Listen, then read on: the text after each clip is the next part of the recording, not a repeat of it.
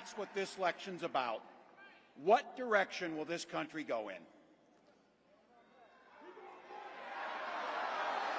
He's not going back.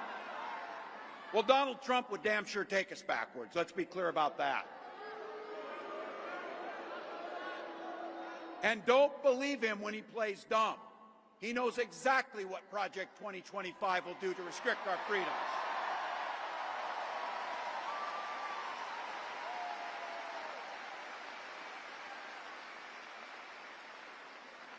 To rig the economy to help the super rich. If Trump gets a chance to return, he's going to pick up exactly where he left off 4 years ago. Only this time, it will be much, much worse. Raising costs on middle-class family. He will repeal the Affordable Care Act, no doubt about it. He'll gut Social Security and Medicare. And when somebody tells you they believe him. He said he'd ban abortion across this country, and he'll do it, whether or not Congress is there or not. Donald Trump's not fighting for you or your family.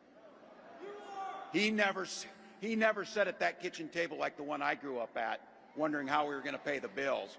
He sat at his country club up in Mar-a-Lago, wondering how he can cut taxes for his rich friends. And I got to tell you, his running mate shares his dangerous and backward agenda for this country.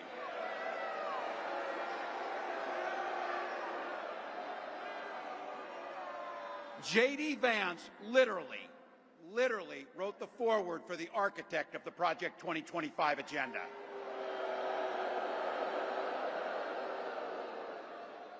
Like all regular people I grew up with in the heartland, J.D. studied at Yale, had his career funded by Silicon Valley billionaires, and then wrote a bestseller trashing that community. Come on!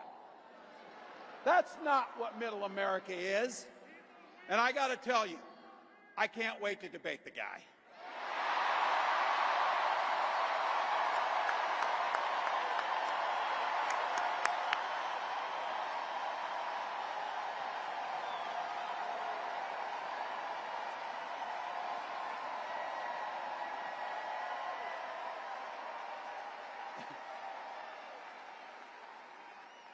That is, if he's willing to get off the couch and show up. So, you see what I did there?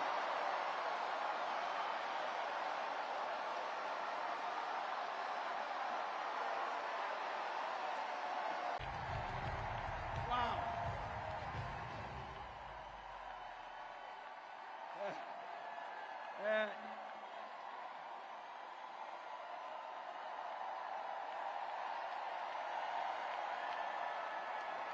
Thank you. Wow. Thank you, Philadelphia.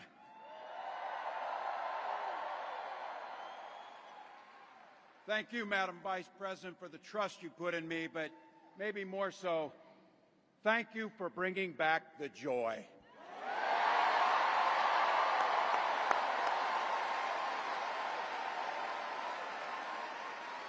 I'm thrilled to be on this journey with you and Doug, this incredible journey. And Pennsylvania, I know you know this, but my God, what a treasure you have in Josh Shapiro.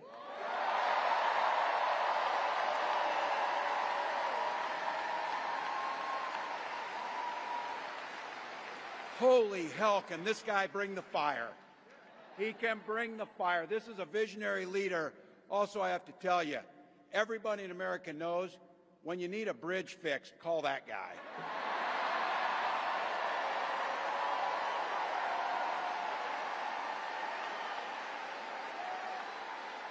And I think sometimes we forget, and you see people a little one-dimensional, but seeing a guy who cares so deeply about his family, a man with compassion, vision, and I'll have to tell you this, I know this from experience, there is no one you would rather go to a Springsteen concert in Jersey with than him. Than that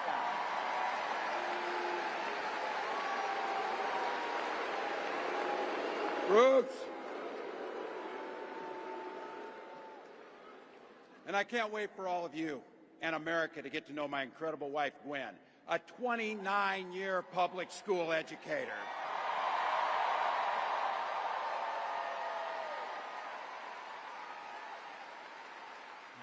Don't ever underestimate teachers.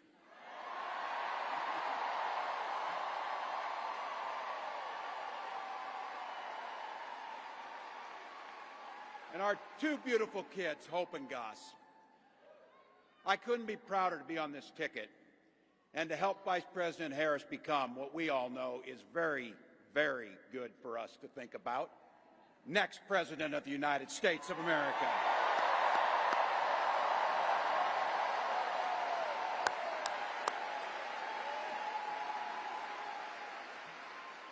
From her first day as a prosecutor, as a district attorney, Attorney General of the great state of California, a United States Senator, and Vice President of the United States,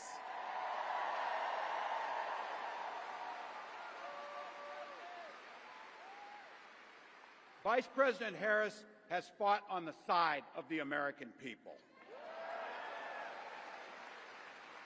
She took on the predators, she took on the fraudsters, she took down the transnational gangs, she stood up against powerful corporate interests, and she never hesitated to reach across the aisle if it meant improving people's lives.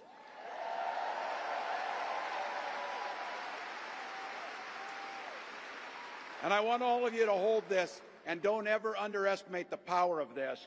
She does it all with a sense of joy.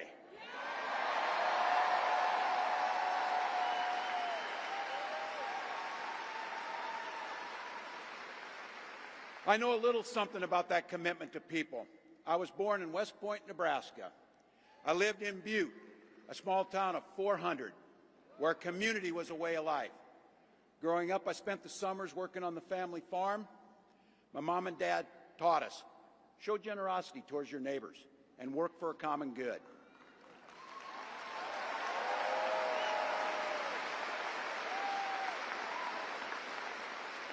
My dad served in the Army during the Korean War, and with his encouragement, at 17, I joined the Army National Guard.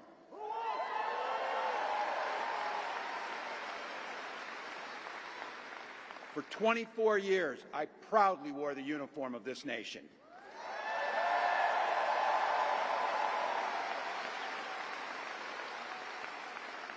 The National Guard gave me purpose. It gave me the strength of a shared commitment to something greater than ourselves. And just as it did for my dad and millions of others, the GI Bill gave me a shot at a college education.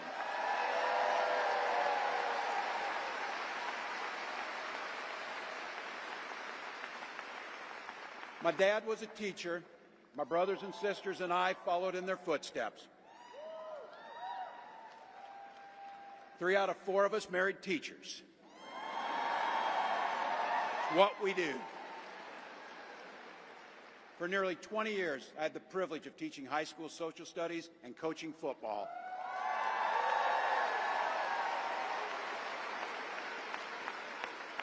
Including winning that state championship. So thank you. Don't ever close the yearbook. Don't ever. But it was my students. They encouraged me to run for office.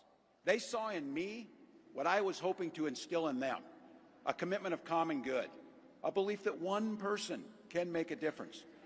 So in 2006, I took a leap and I ran for Congress.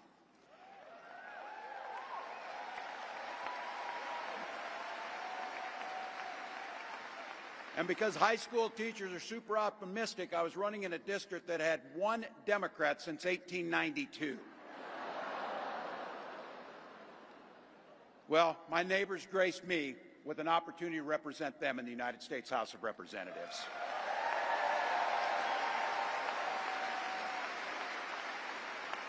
I'm proud of the work we did there together. I worked across the aisle on veterans issues, on agriculture, and on ways to grow rural economies.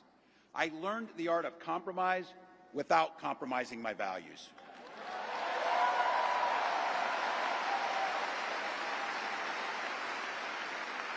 And now, as governor of the great state of Minnesota, I bring those experiences to bear in tackling the challenges that are facing our great state.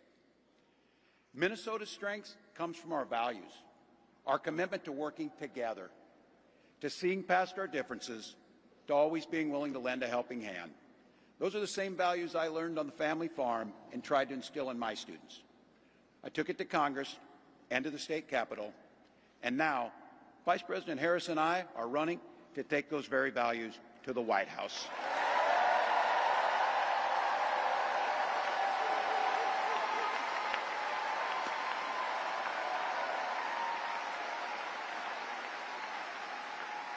Now, Donald Trump sees the world a little differently than us. First of all, he doesn't know the first thing about service.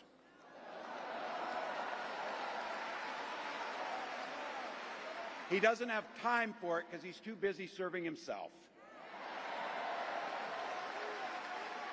Again and again and again, Trump weakens our economy to strengthen his own hand. He mocks our laws. He sows chaos and division. And that's to say nothing of his record as president. He froze in the face of the COVID crisis. He drove our economy into the ground. And make no mistake, violent crime was up under Donald Trump.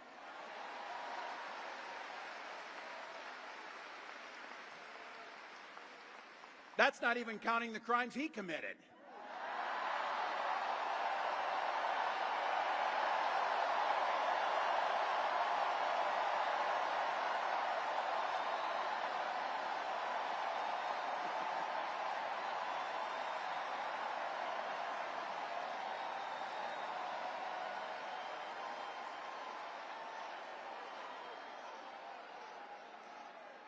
You know, some of us are,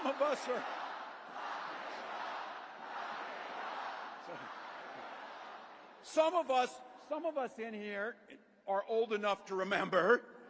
I see you down there. I see those old white guys. Some of us are old enough to remember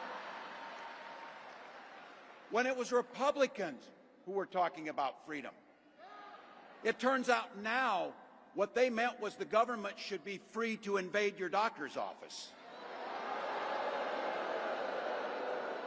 In Minnesota, we respect our neighbors and their personal choices that they make. Even if we wouldn't make the same choice for ourselves, there's a golden rule: mind your own damn business.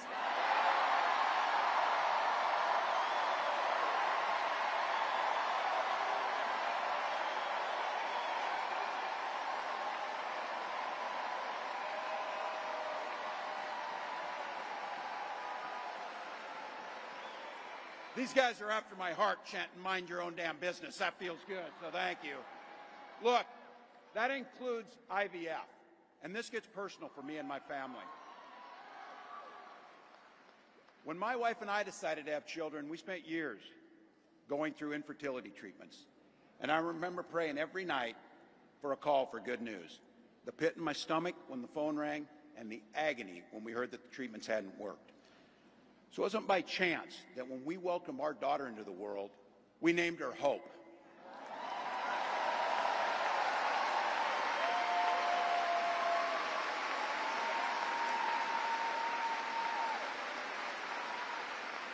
When Vice President and I talk about freedom, we mean the freedom to make your own health care decisions.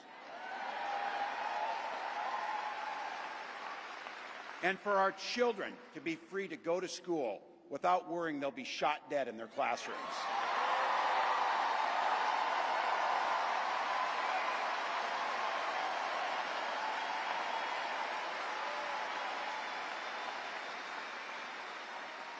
By the way, as you heard, I was one of the best shots in Congress, but in Minnesota, we believe in the Second Amendment, but we also believe in common sense gun violence laws.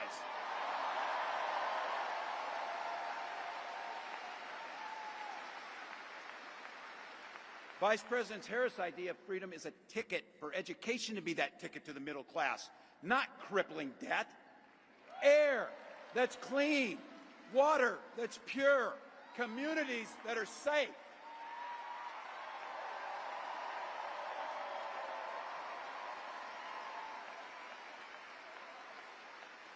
A place where we settle our political differences not through violence, but with our votes.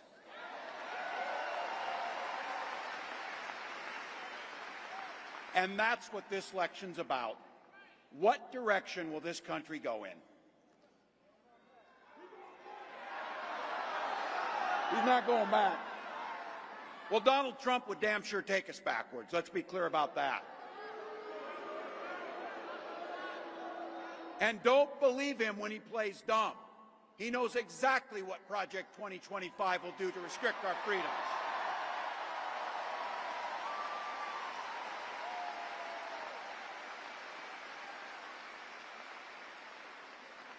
To rig the economy to help the super rich. If Trump gets a chance to return, he's going to pick up exactly where he left off 4 years ago. Only this time, it will be much, much worse. Raising costs on middle-class family. He will repeal the Affordable Care Act, no doubt about it. He'll gut Social Security and Medicare. And when somebody tells you are, they believe him. He said he'd ban abortion across this country, and he'll do it, whether or not Congress is there or not. Donald Trump's not fighting for you or your family. He never sat at that kitchen table like the one I grew up at, wondering how we were going to pay the bills. He sat at his country club up in Mar-a-Lago, wondering how he can cut taxes for his rich friends. And I got to tell you, his running mate shares his dangerous and backward agenda for this country.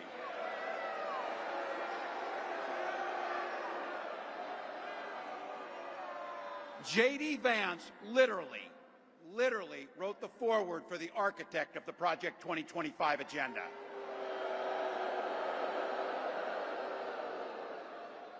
Like all regular people I grew up with in the heartland, J.D. studied at Yale, had his career funded by Silicon Valley billionaires, and then wrote a bestseller trashing that community. Come on! That's not what middle America is. And I got to tell you, I can't wait to debate the guy.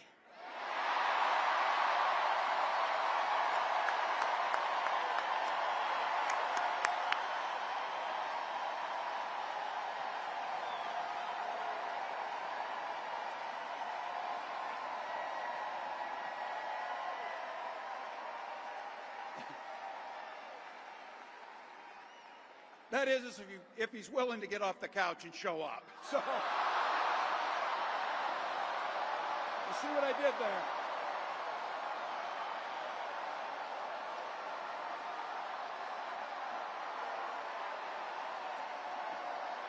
Look.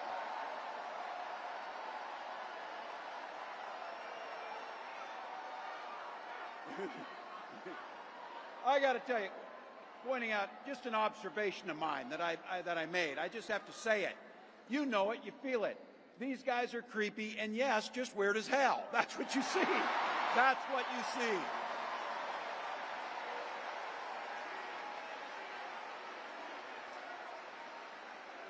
So you know what's out there, so say it with me.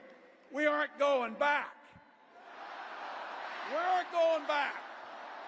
We are not going back.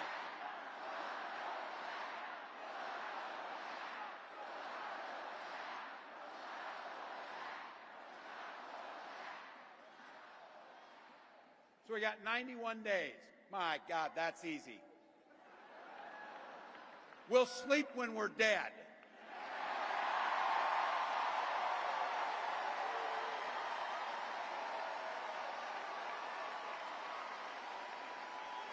Over those next 91 days and every day in the White House, I'll have Vice President Harris's back. Every single day. And we'll have yours.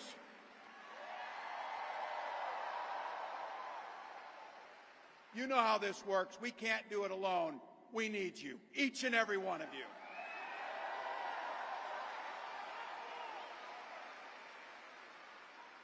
Go over to KamalaHarris.com, get on board, because we need you. Freedom to make our own choices. This leader, this compassionate, careful, joyous leader believes in each and every one of you.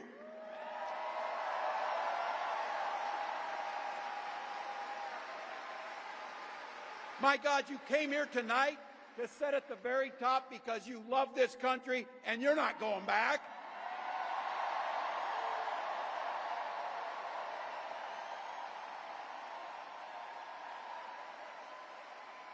She believes in the opportunity for every single person to join the middle class.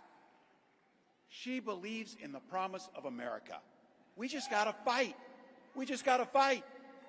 Because as soon-to-be President Harris says, when we fight, we win.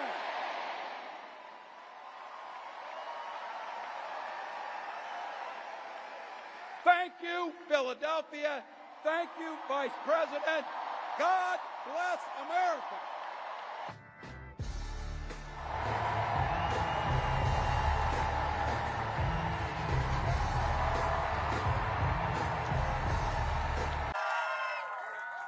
And a real special thank you to everybody here. Looking out across here, look, you're busy people. You got things to do. It's a summer day. You had to walk 2 miles. I had nothing to do with that, by the way, nothing. But you came here for one beautiful, simple reason. You love this country and this democracy.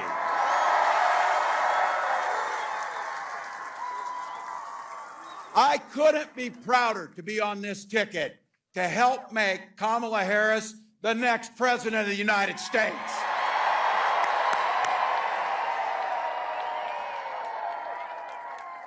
You know it.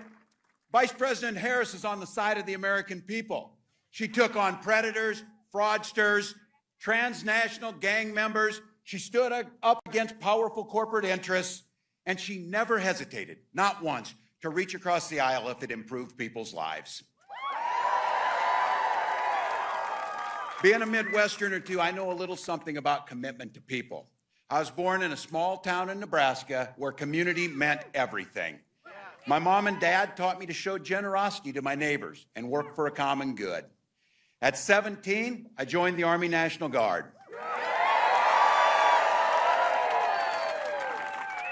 For 24 years, I proudly wore the uniform of this nation.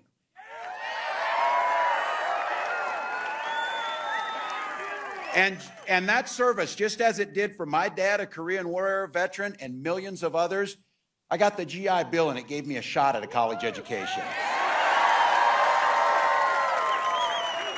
My dad was a teacher. My siblings were all teachers.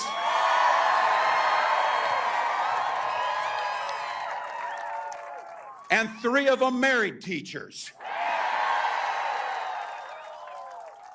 It's noble work. I had the privilege of teaching public school, social studies, and coaching football for 20 years. And for all you Packer and Badgers fans, yeah, we did win a state championship. So it's what we do. But it was my students who encouraged me to run for office. I never thought that much about it, but they saw in me what I was hoping to instill in them. This idea of a commitment to a better world, a common good, a belief that one single person can actually make a difference.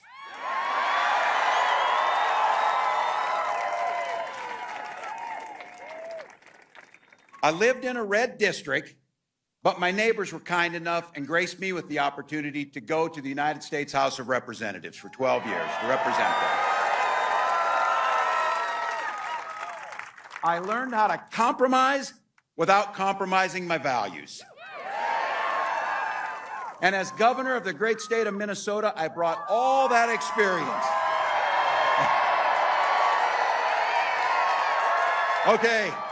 Okay. Are there Minnesotans in the House today?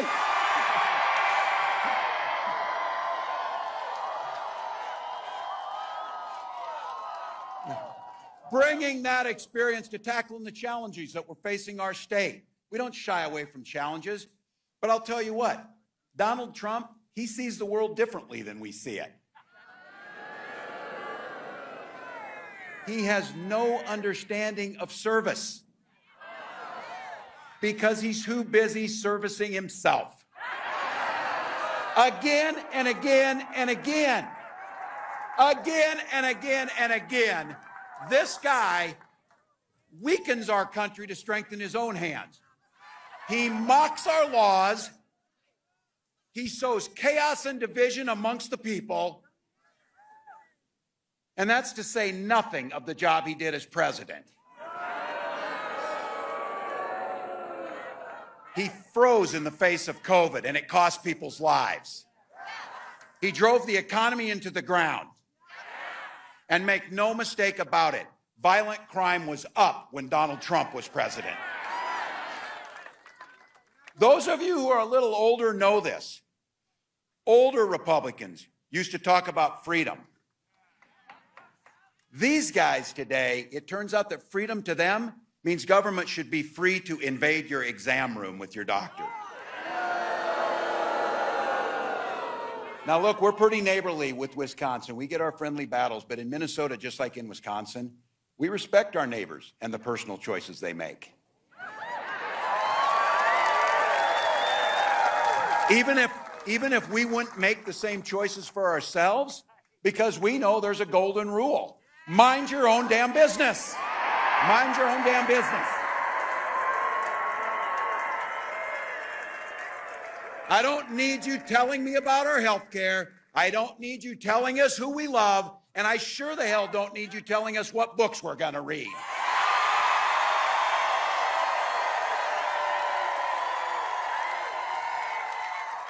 And there's a very personal one for me, and that includes IVF.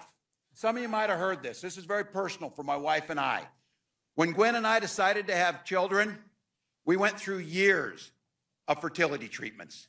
And I remember each night praying that the call was going to come and it was going to be good news. The phone would ring, tenseness in my stomach, and then the agony when you heard the treatments hadn't worked. So it wasn't by chance that when we welcomed our first child, our beautiful daughter, we named her Hope.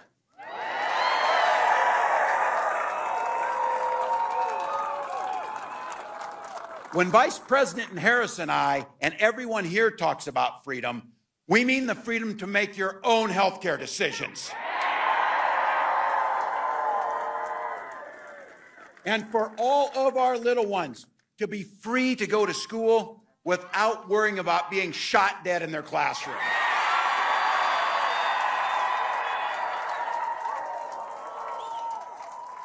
And just like Wisconsin, over in Minnesota, we believe in the Second Amendment, but we also believe in common sense gun violence laws.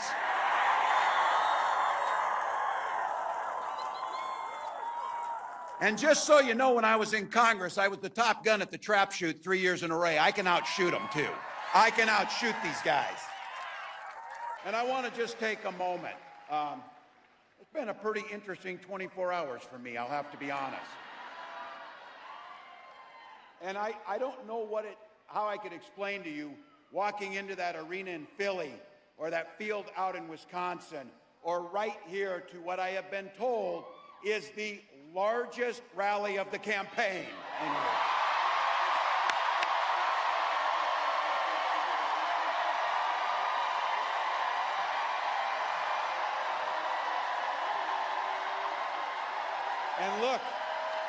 And look, this is a place full of working folks, students, folks who care. And I think about this. You came out here early, found a place to park, stood in the sun, sat here and wait, and you did it. You did it for one simple and eloquent and beautiful reason. You love this country. You love this country.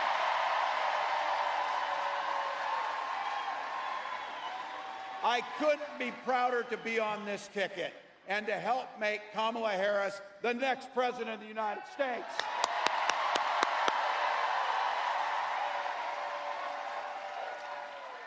Every day of her life, Vice President Harris fights for the American people.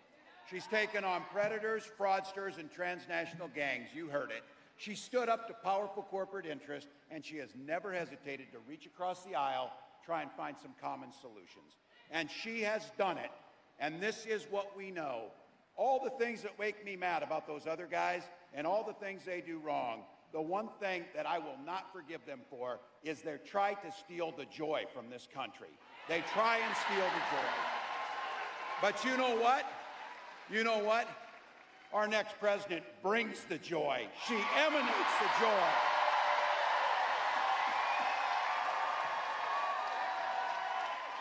I know a little something about that commitment to people. I was born in a small town of 400 people in Nebraska, and community was the way of life. My mom and dad taught me you show generosity to your neighbors, and you work for a common good amongst them. At 17, I joined the Army National Guard.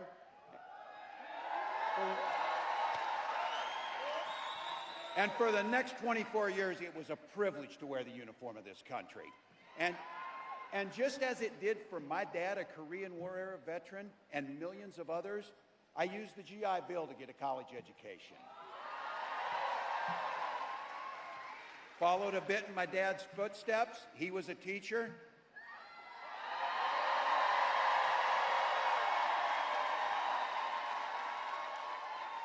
My brothers and sisters were teachers. And they married teachers. I had the privilege of teaching high school social studies.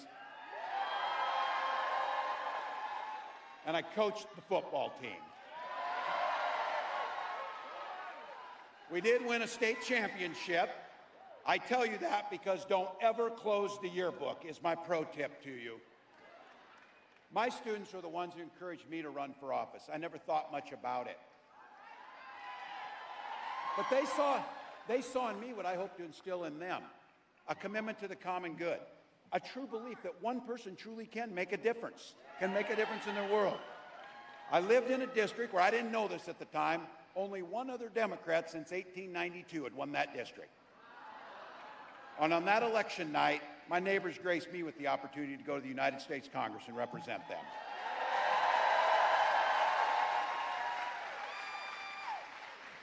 I learned how to compromise without compromising my values. I learned how to work across the aisle to get good things done for people. And now as governor of Minnesota, I bring those experiences together so we can tackle some of those hard problems, inequities, climate change, all of the things that we care about. So when our next president walks out here and she talks about freedom, she means the freedom to make your own health care decisions. And when she comes out here and talks about that our children should be free to go to school without being shot dead in their classrooms.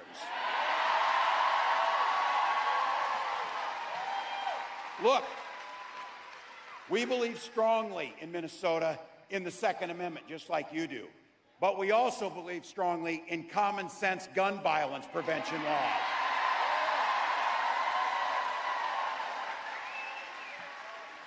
Freedom's when education's a ticket to the middle class, not crushing student loan debt. And it's a place where we know freedom means we settle our political differences not through violence, but with our votes.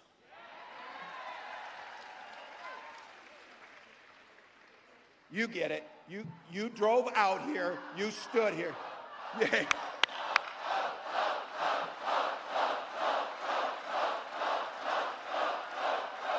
Please. Look, and let's all decide right now on this whatever. We know it's going to be a hard race. We know it's going to be close. But let's don't be so close that these guys have anything to say. Let's don't be so close that there's anything. Let's just win the damn thing by a broader margin. Simple proposition. This election's about which direction this country's going to go in. We know Donald Trump's taking us backwards. And don't believe the act. He's playing dumb. He knows exactly what Project 2025 is going to do to our personal liberties. Destroy unions, rig the economy for the ultra-wealthy. We know that when he goes back, he's picking up and doing the same things he did when he was there the last time. Except, you all know this, it will be much, much worse when he comes back. Raising costs for all of you, repealing the Affordable Care Act. He doesn't care. Gutting Social Security, and be very clear. They can say whatever they want. They are banning abortion across this country, no questions asked. No questions asked.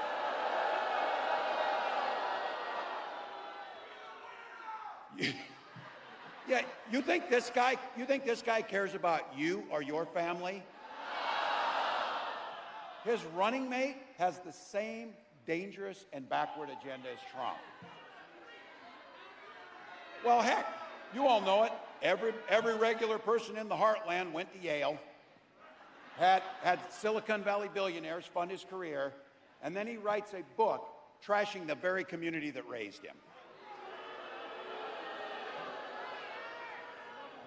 That whole thing is, I wasn't calling anybody names. I was just making an observation about them. We can see it.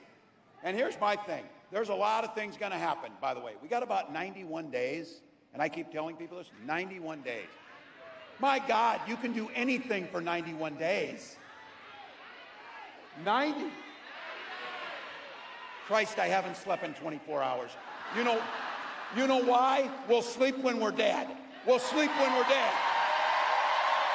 Get it going.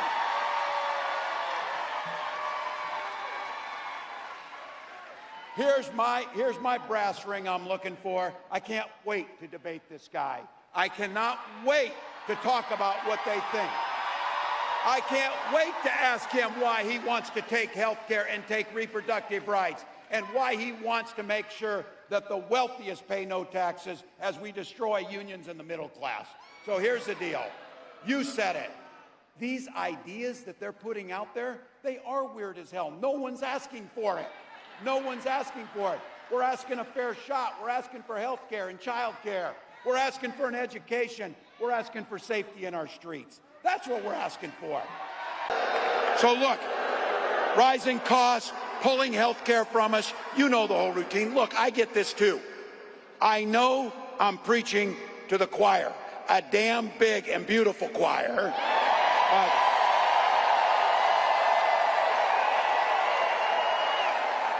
But practice is over, people. The choir needs to sing. The choir needs to sing.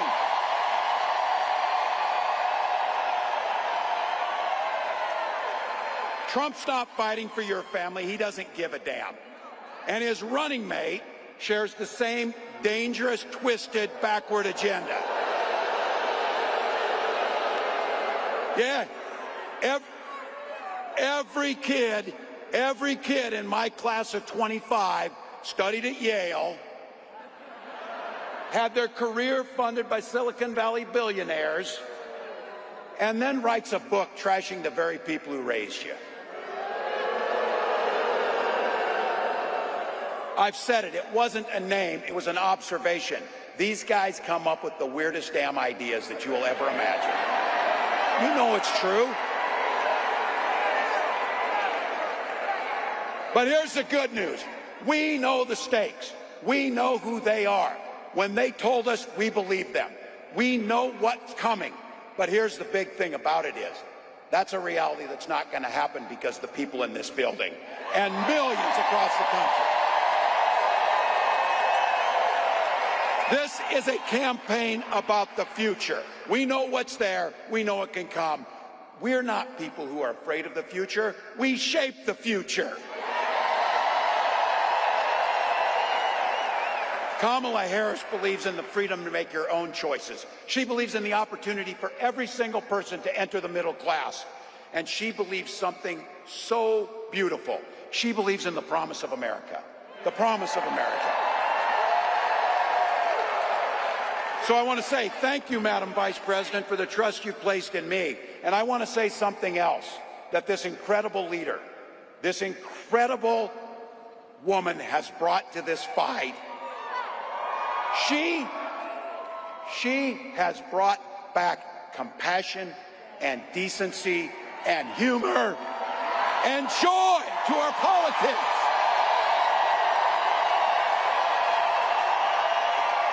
So Arizona, Bring that joy with you. Bring those smiles. Bring that positive future as you join me in welcoming the next President of the United States, Kamala Harris. Look, it's not what they've done that we should be concerned with here today. It's what they're going to do. One of the clear goals of that Project 2025 to-do list is to put the screws to working people, making it harder for us to collectively bargain, allowing employers to drastically cut overtime or even eliminate it. And make no mistake about this, Donald Trump and J.D. Vance want to eliminate AFSCME and all public sector unions altogether. Hell, they're even going after the 40-hour work week. Someone was joking and said, what's next, child labor? Oh, yeah, that's in there too, by the way. Reducing the rules around our children, putting them into dangerous jobs again. The folks who came before us spilt blood and treasure and spent their lives working to give us dignity and safety in our workplace so you can simply do a good day's work and go home to your family safely at night. Project 2025 will take all that away. It'll also repeal what you worked so hard for, the Affordable Care Act and its protections against pre-existing conditions, and they'll gut Social Security and Medicare. I said this too.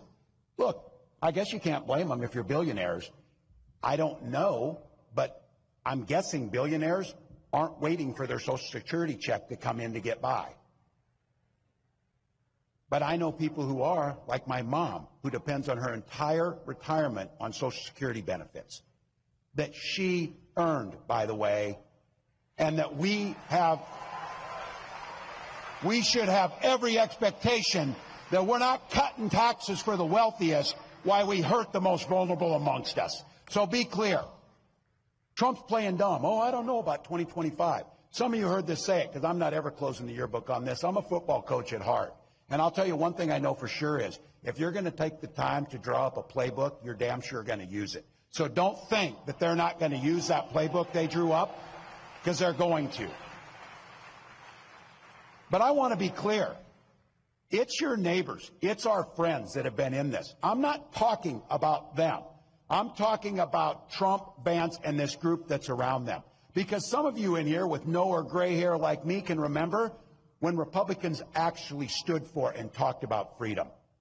We know they're there. We know those are our relatives. But it turns out that this guy means that freedom should be for the freedom of government to go into your exam room and tell you about your choices.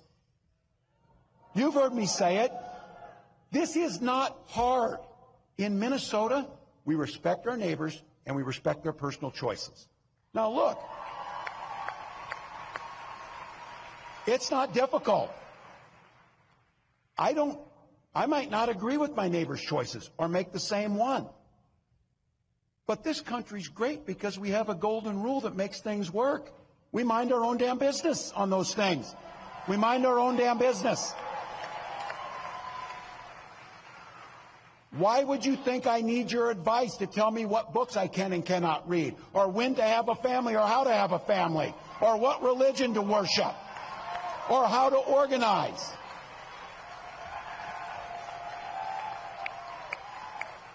You stay in your lane and I'll stay in mine. That's not that difficult. Look, you've heard the Vice President say this. She said, only in America could a woman from Oakland, California, who worked shifts at the local McDonald's while she got her degree, be our nominee for President of the United States.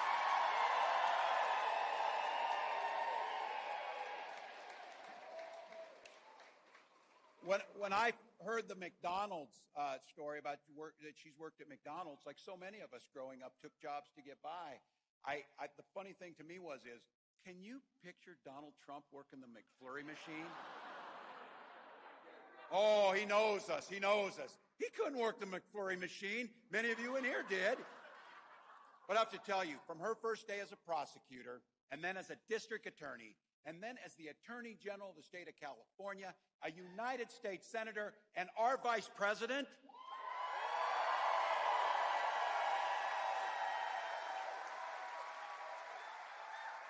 Kamala Harris has been on your side fighting for you every step of the way.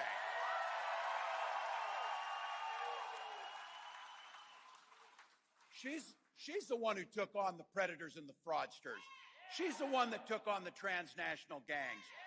She's the one who stood up against corporate greed. And she never hesitated to work across the aisle if it was right for the American people.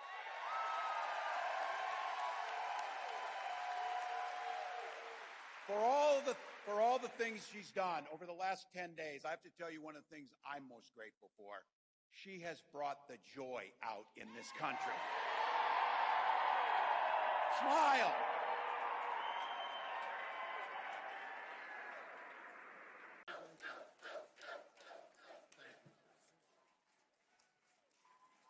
Wow.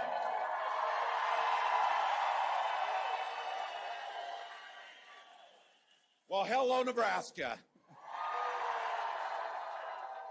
So, thank you. There's nothing as a teacher that makes you prouder than to see the success of one of your former students and to have Aubrey here. So thank you, Aubrey. And can I just say, Nebraska, my God, Jade Dorsey's voice, holy smokes.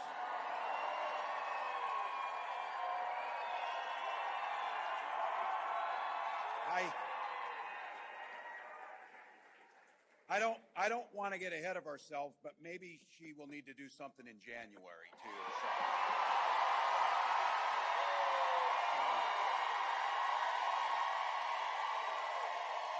Wow.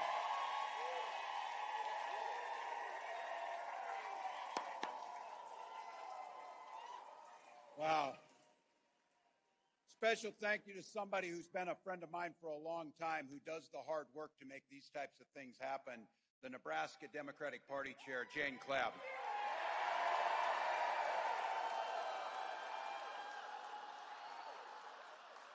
And her husband, Scott, who's along for the ride. So, Jane, so incredible. Look, it's incredible. You saw it here. It's great. Someone I've gotten an opportunity to know, the person who's going to be your congressman come January, Tony Vargas. So.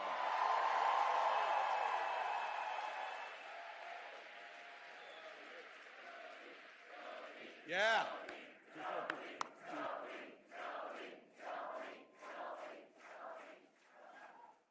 And anybody willing to put themselves out there and run, I have to tell you, take a hard look at Preston Love. We need somebody who's listening to you. Take a hard look. Take a hard look. Well, I have to admit, it feels pretty good to be back home. So you might have seen, yeah, things got pretty exciting for me over the last 10 days, but not just for me. If you didn't notice, a few people showed up in Philly last week. And then about 12,000 showed up, many thousands walking for miles in the heat to a field in western Wisconsin.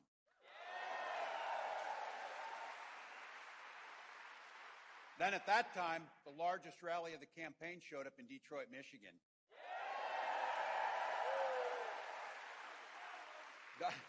Donald Trump said it was AI. You know what won't be AI? Their ballots come November will not be AI.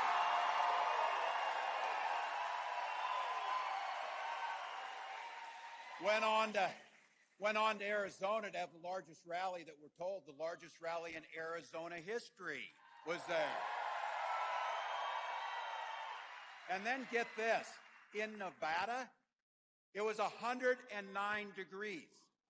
12,000 people showed up for that event. 4,000 people waited in line. 4,000 people waited in line.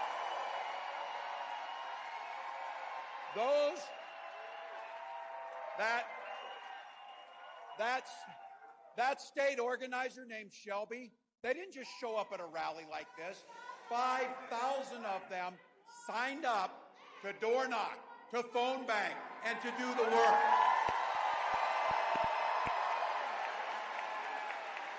Walz. Wow. Good morning. Chairman, thank you. Thank you for your work. Governor Shapiro, to you around here still, what can we say? A dear friend of mine, I have to tell you, just came from the Wisconsin breakfast, and the blue wall is solid, people. The blue wall is solid. And to each of you, it's solid because of the reason you came here. I was mentioning, and thank you all for this, I got my first opportunity yesterday to spend a little time in Western Pennsylvania. So, you know how the people, they build up to things, and then you get there, and you're kind of like, I don't know if it'll be. That's not true about the Sheets, I'll tell you that. Or the Pittsburgher I ate, I still got it. So. Oh, Wawa's. Look. Here's my thing. Quick Trip in the Midwest. It's Quick Trip, so you know, they're the Wawa people. Hey, what's true about this is that whether you're in Western Pennsylvania or on Saturday, I was in Omaha, Nebraska, where they're turning out in big numbers, or across this country, thousands of people standing in 109-degree heat in Las Vegas to come to a rally. You know why they're coming? The same reason the delegates in this room give all their time and give their energy and give their resources. It's because you love this country. It's that simple. It's because you love the country. And you know that politics is a means to an end. And that end is a better, more just society where everyone's included and everyone gets an opportunity. And you hear me keep saying this. This idea about hope being the most powerful word in the universe. It is, but it's not a damn plan. You've got to plan to win. We've got to plan to make a difference. And I just want to say this about the Pennsylvania party. They just handed me numbers this morning. Since Kamala Harris assumed the role as our presumptive nominee, which you will make our nominee in this week, you've had 48,906 new volunteer signups. You've completed over 28,000 shifts. You have made 621,590 phone calls as of last night. And you've knocked on over 90,000 doors. The leadership of this party is getting people out. Vice President Harris, as we said, is bringing back what we all know. This politics can be not just against something. We know what the threat is from them, but about a positive future. And this idea that politics can be done with joy and kindness and decency, and you can do all those things and still beat the hell out of somebody at the ballot box. You can do all those things. Talking to a group of high school football players yesterday, they know that it's not that different. You work hard, you plan, you practice, you execute. And then at the end of the day, you leave it all on the field. And you come out ahead, you're celebratory. And you go over and shake the hands of folks who work really hard too. That's not that different, and it's not a cliche. Football can be like that. Life can be more decent. And I said for all of us, we know what we're hungry for. We're hungry for a chance to be in the middle class. We're hungry for a chance to do an honest day's work for an honest day pay. We think that if you work your life, you should be able to retire with a decent pension and health care. Those are, and the other side wanting to say that those are radical ideas, they're not radical ideas. No more than it's not radical to feed kids breakfast and lunch when they come to school. Those are good things to do. And you just heard the chairman say this. Look, I've hunted and owned guns my entire life. I spent 24 years in the military, and I'm damn proud of that service. And so we, just like in Pennsylvania, we believe strongly in the Second Amendment, but we also believe in common sense gun legislation that you don't need automatic weapons on the street. Those things don't make any sense. And those folks across rural Pennsylvania, they know that too, because we keep talking about freedom, freedom to make your own health care decisions, freedom to read your own books, freedom to send your kids to school without them being shot dead in their classroom. Those are freedoms too. And so you get it. You know what's in front of you. The one thing about this is, and I just keep saying it, we got 78 days. I keep stressing this. Think what you can do for 78 days. You can do anything for 78 days. We'll sleep when we're dead, when this is done. But not now. Not now. Because no one in this room wants to wake up on that next day and have anything except looking at your children, waking up to that sunny November morning, and being able to smile and say, my God, we elected a woman president of the United States of America. So thank you for your dedication. Enjoy this week. We get an opportunity tonight to say a thank you to the best president of my lifetime that I've been able to witness. to someone who's delivered time and time again, someone who made the selfless act of handing that torch to an incredible leader. And when you see Kamala Harris out on the stump, you see her connecting, you see her getting down on a knee and talking to kids, you see her petting that dog in the fire hall. I keep telling you all this. All the things you see her doing, picture the other side trying to do these things. Showing a little kindness, showing a little decency, talking to a child, lifting up someone, comforting someone who comes to a rally and say they just lost their parents, whatever it might be. Those are the basic human parts of this, and I'm telling you what, it is connecting across this country. It is connecting with people's decency. And for all of you, we get this thing done. Imagine you can watch a damn football game with your relatives again without getting into some stupid debate about politics, some stupid division.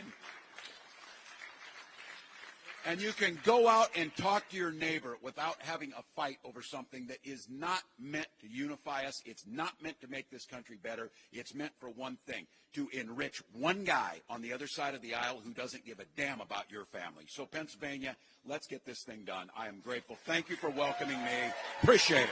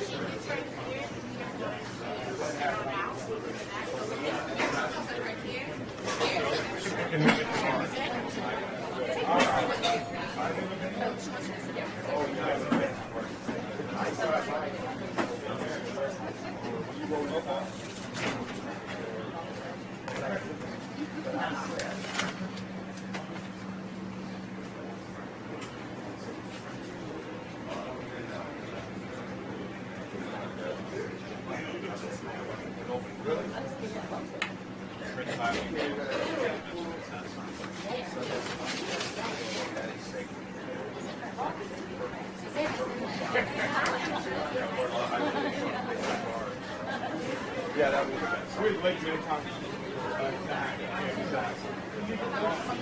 Well, thank you.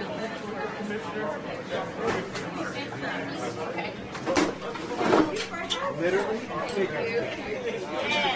Got your back. Thank you so much. Yeah. So I said the other day, I said my favorite line of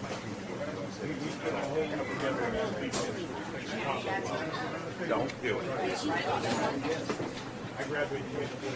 Gotcha. Should we do a teacher one? Honored. Crisis, get in here. He's in. Oh, that's it. yeah, teachers! Okay. So this is fantastic. You can't come from South Carolina. Very specific here. Well, It's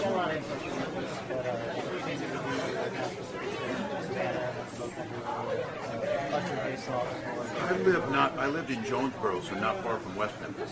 So we would go over there a lot. Did you really? Yeah, it's beautiful. my mom graduated. I did. Oh, pleasure to meet you. So you're a graduate of yeah, I lived there, built suntan pits for a year, worked at a lot of construction, and then what was it? What was the big company? Quite a bit of that kind of manufacturing was done. So I wanted to just. It's been a while since I graduated. Yeah, me. But we would go over to Memphis. Yeah. Well, thanks for having us. It's good. Years ago, my kids were little. We were down here in Charleston and Savannah for vacation.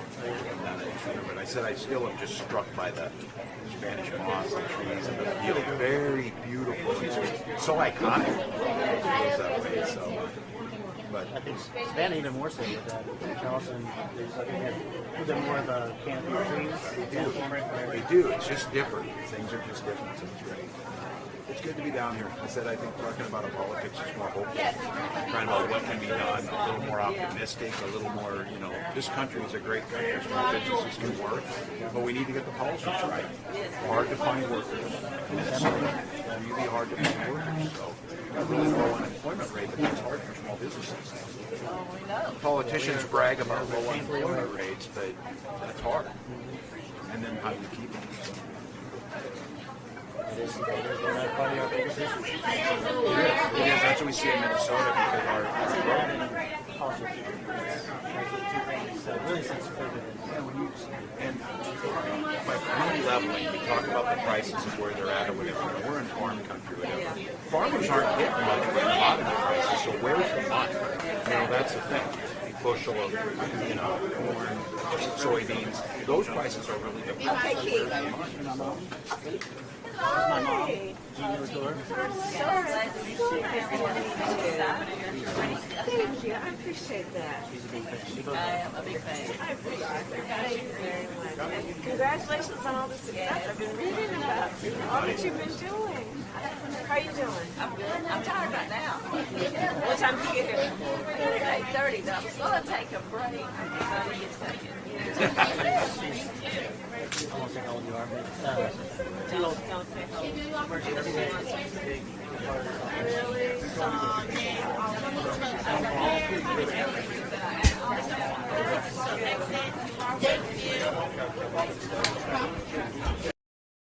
You said that you carried weapons in war, but you have never deployed actually in a war zone. A campaign official said that you misspoke. Did you? Well, first of all, I'm incredibly proud. I've done 24 years of wearing the uniform of this country. Equally proud of my service in a public school classroom, whether it's Congress or the governor. My record speaks for itself, but I think people are coming to get to know me. I speak like they do.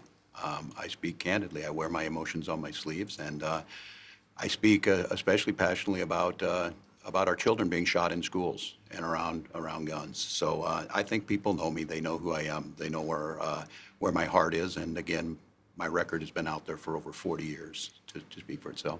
And the idea that you said that you were in war, Yeah. did you misspeak as the campaign has said? Yeah, I said we were talking about, in this case, this was after a school shooting, the ideas of carrying these weapons of war. And my wife, the English teacher, told me my grammar's not always correct. But again, if it's not this, it's an attack on my children for showing love for me, or it's an attack on my dog. I'm not going to do that. And the one thing I'll never do is I'll never demean another member's service in any way. I never have, and I never will.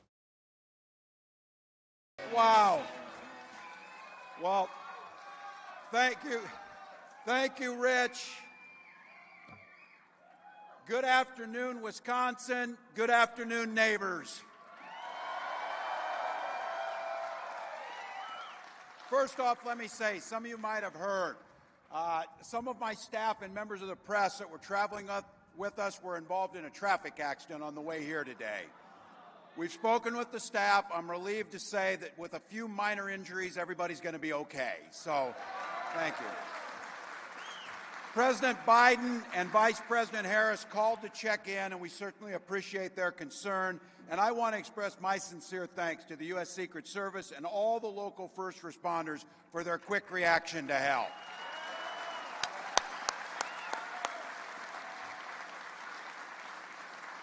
So on behalf of the Vice President, myself, and our entire campaign, we're grateful for your work today and every day. Thank you.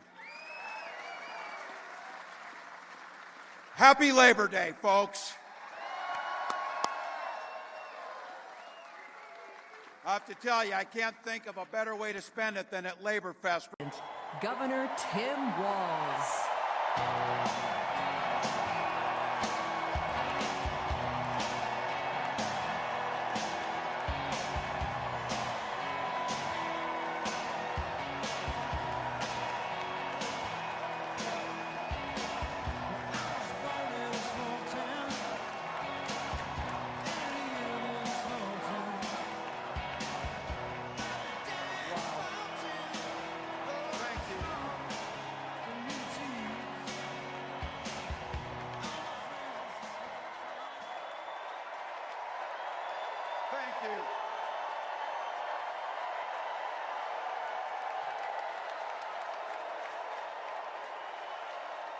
Thank you.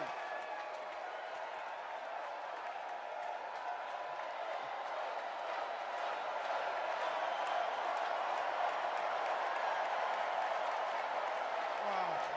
Well, thank you. Thank you, first of all, to Vice President Harris. Thanks for putting your trust in me and for inviting me to be part of this incredible campaign. And a thank you to President Joe Biden for 4 years of strong, historic leadership.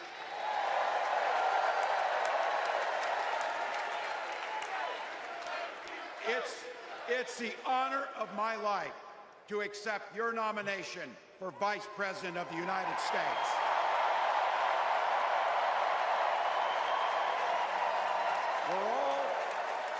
We're all here tonight for one beautiful, simple reason. We love this country.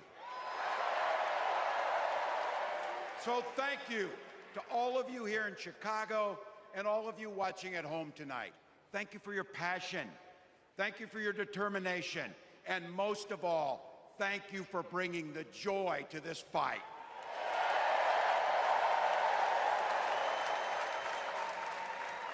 Now, I grew up in Butte, Nebraska, a town of 400 people. I had 24 kids in my high school class, and none of them went to Yale.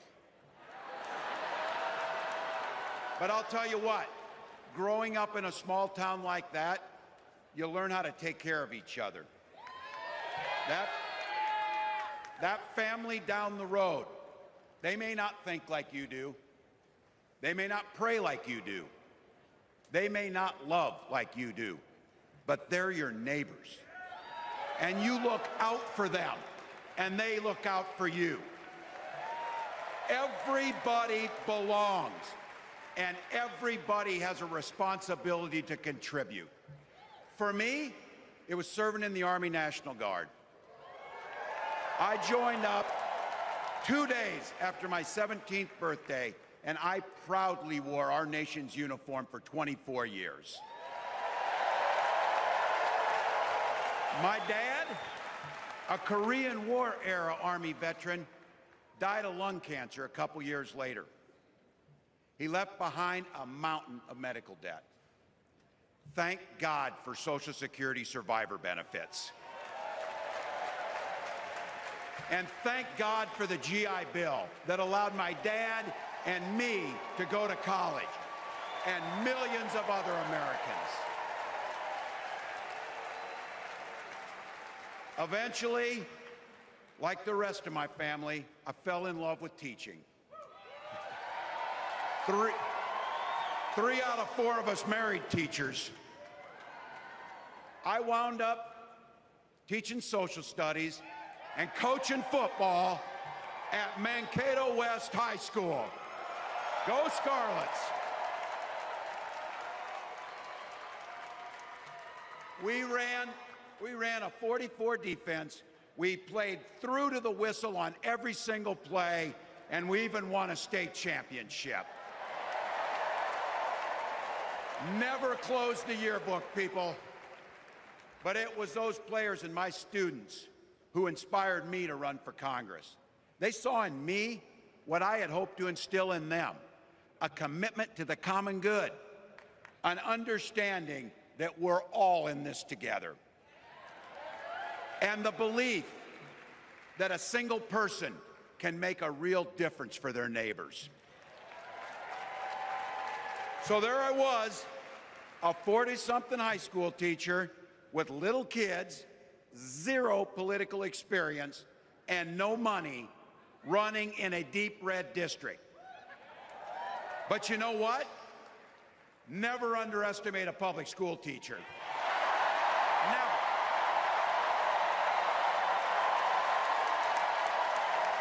I represented my neighbors in Congress for 12 years, and I learned an awful lot.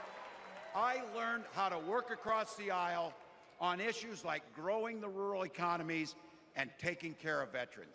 And I learned how to compromise without compromising my values. Then I came back to serve as governor, and we got right to work making a difference in our neighbors' lives. We cut taxes for the middle class. We passed paid family and medical leave. We invested in fighting crime and affordable housing. We cut the cost of prescription drugs and helped people escape the kind of medical debt that nearly sank my family. And we made sure that every kid in our state gets breakfast and lunch every day. So while other states were banning books from their schools, we were banishing hunger from ours.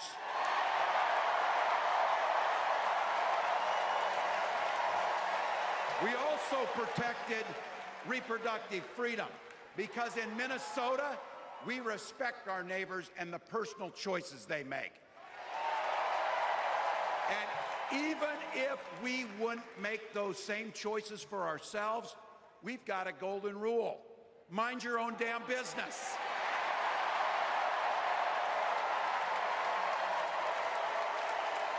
And that includes IVF and fertility treatments. And this is personal for Gwen and I. If you've never experienced the hell that is infertility, I guarantee you, you know somebody who has. And I can remember praying each night for a phone call. The pit in your stomach when the phone would ring, and the absolute agony when we heard the treatments hadn't worked. It took Gwen and I years, but we had access to fertility treatments. And when our daughter was born, we named her Hope. Hope, Gus, and Gwen, you are my entire world, and I love you.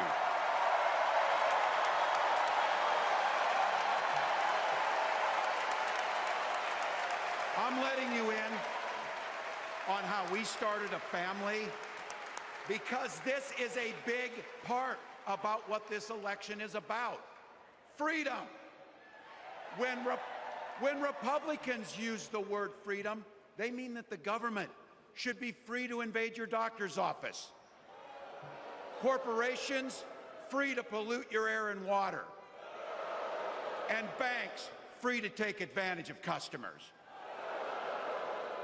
But when we Democrats talk about freedom, we mean the freedom to make a better life for yourself and the people that you love.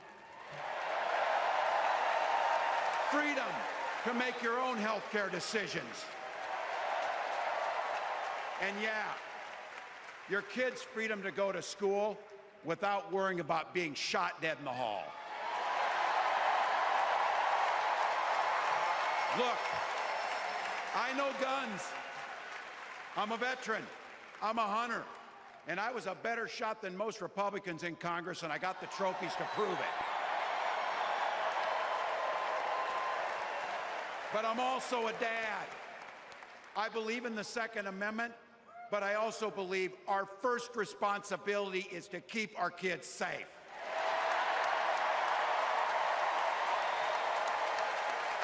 That's what this is all about. The responsibility we have to our kids, to each other, and to the future that we're building together, in which everyone is free to build the kind of life they want. But not everyone has that same sense of responsibility. Some folks just don't understand what it takes to be a good neighbor. Take Donald Trump and J.D. Vance.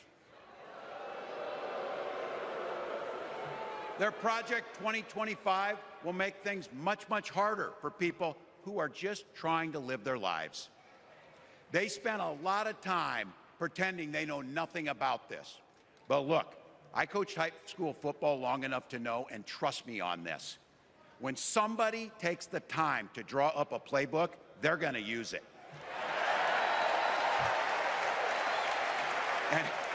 And we know if these guys get back in the White House, they'll start jacking up the costs on the middle class, they'll repeal the Affordable Care Act, they'll gut Social Security and Medicare, and they will ban abortion across this country with or without Congress. Here's the thing. It's an agenda nobody asked for. It's an agenda that serves nobody except the richest and the most extreme amongst us.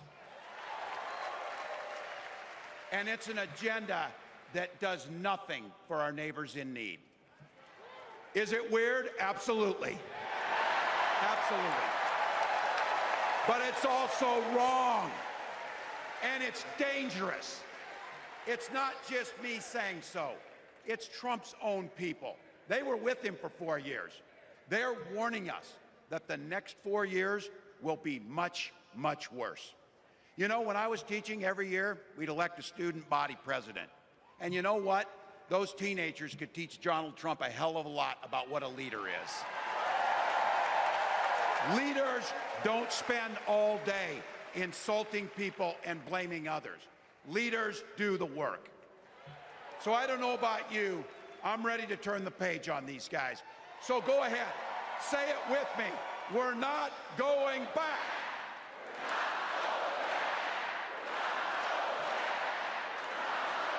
We've got something better to offer the American people. It starts with our candidate, Kamala Harris. From her first day as a prosecutor, as a district attorney, as an attorney general, as a United States senator, and then our vice president, she's fought on the side of the American people. She's taken on the predators and fraudsters. She's taken down the transnational gangs, and she stood up to powerful corporate interests. She has never hesitated to reach across that aisle if it meant improving your lives. And she's always done it with energy, with passion, and with joy. Folks, we've got a chance to make Kamala Harris the next president of the United States.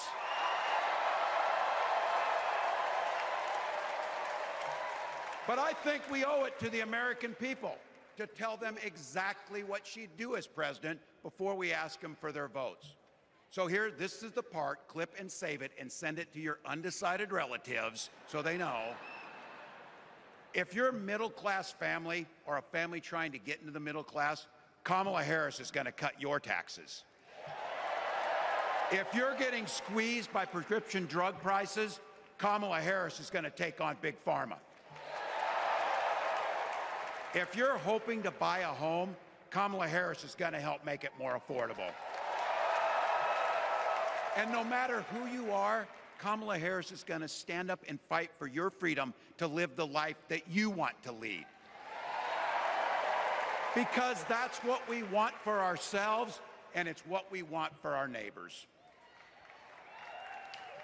You know, you might not know it, but I haven't given a lot of big speeches like this. But I have given a lot of pep talks. So let me finish with this, team. It's the fourth quarter. We're down a field goal, but we're on offense and we've got the ball. We're driving down the field. And boy, do we have the right team. Kamala Harris is tough. Kamala Harris is experienced, and Kamala Harris is ready. Our job for everyone watching is to get in the trenches and do the blocking and tackling. 1 inch at a time, 1 yard at a time, 1 phone call at a time, 1 door knock at a time, 1 $5 donation at a time. Look, we got 76 days. That's nothing. There'll be time to sleep when you're dead. We're going to leave it on the field. That's how we'll keep moving forward. That's how we'll turn the page on Donald Trump. That's how we'll build a country where workers come first. Health care and housing are human rights. And the government stays the hell out of your bedroom.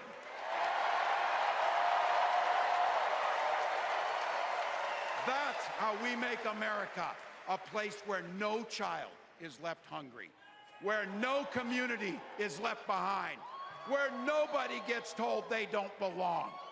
That's how we're going to fight. And as the next President of the United States always says, when we fight, when we fight, when we fight, thank you. God bless.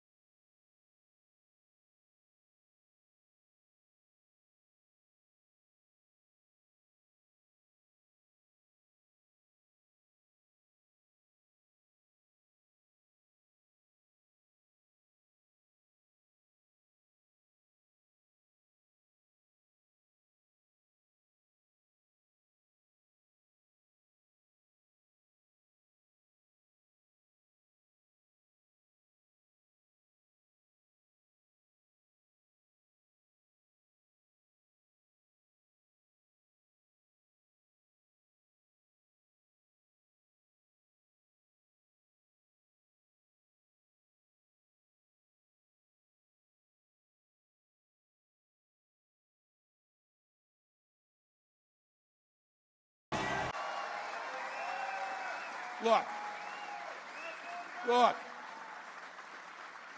I know, we all know this. I remember a time when Republicans talked about things like freedom, they meant it. They would never turn their back on our allies. But that's not these guys. Trump and Vance, when they talk about freedom, means government should have the freedom to invade every corner of our life. They talk about small government, small enough to be in your bedroom, small enough to be in your exam room, small enough to be in your library, telling you the things that you should make decisions about. So let's be very clear. Where I come from and where you come from as neighbors, we respect differences. That's your opinion. Look, we're sitting here together, Brewers and Twins fans, Vikings and Packers.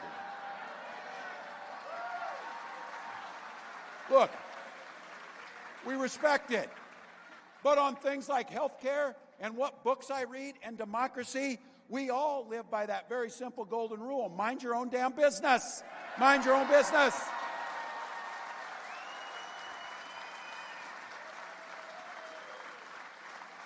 Your Republican neighbors want to live that way. We have to tell that story. But look, I agree with this. We have a responsibility to tell people not just what we're against, but what we're for. So let me just take a second here to tell you exactly what Vice President Harris and I will do. As president, Vice President Harris will sign the PRO Act, make it easier to form unions, period. Period. And you know what comes out of that? You can collectively bargain. You can go do the work to get fair wages, safer working conditions, good health care, and a good pension. I saw last week the Wall Street Journal was trying to say, because they did a story, that apparently I am the poorest person to ever run for vice president.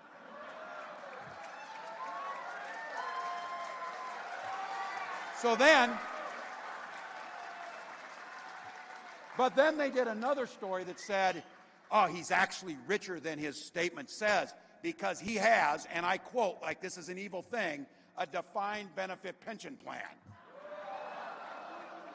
That is my wish for every American, to have a defined benefit pension plan. So look, we'll lower taxes on working families, and we can make corporations pay their fair share. Look, they're doing really well. They can pay their fair share because guess what? We have a saying in Minnesota, when everybody does better, everybody does better. It's not that difficult. It's not that difficult.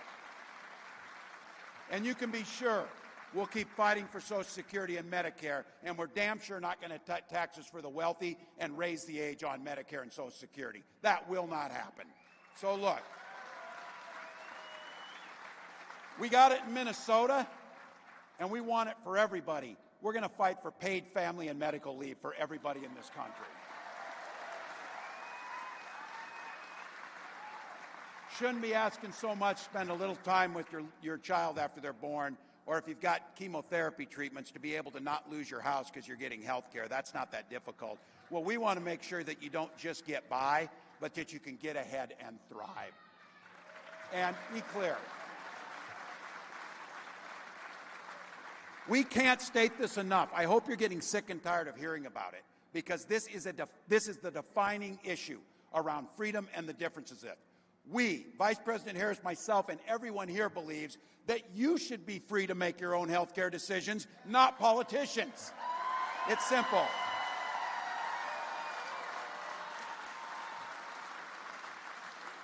And to all of you here and my teacher friends, education should be a pathway to a thriving future, not crippling debt.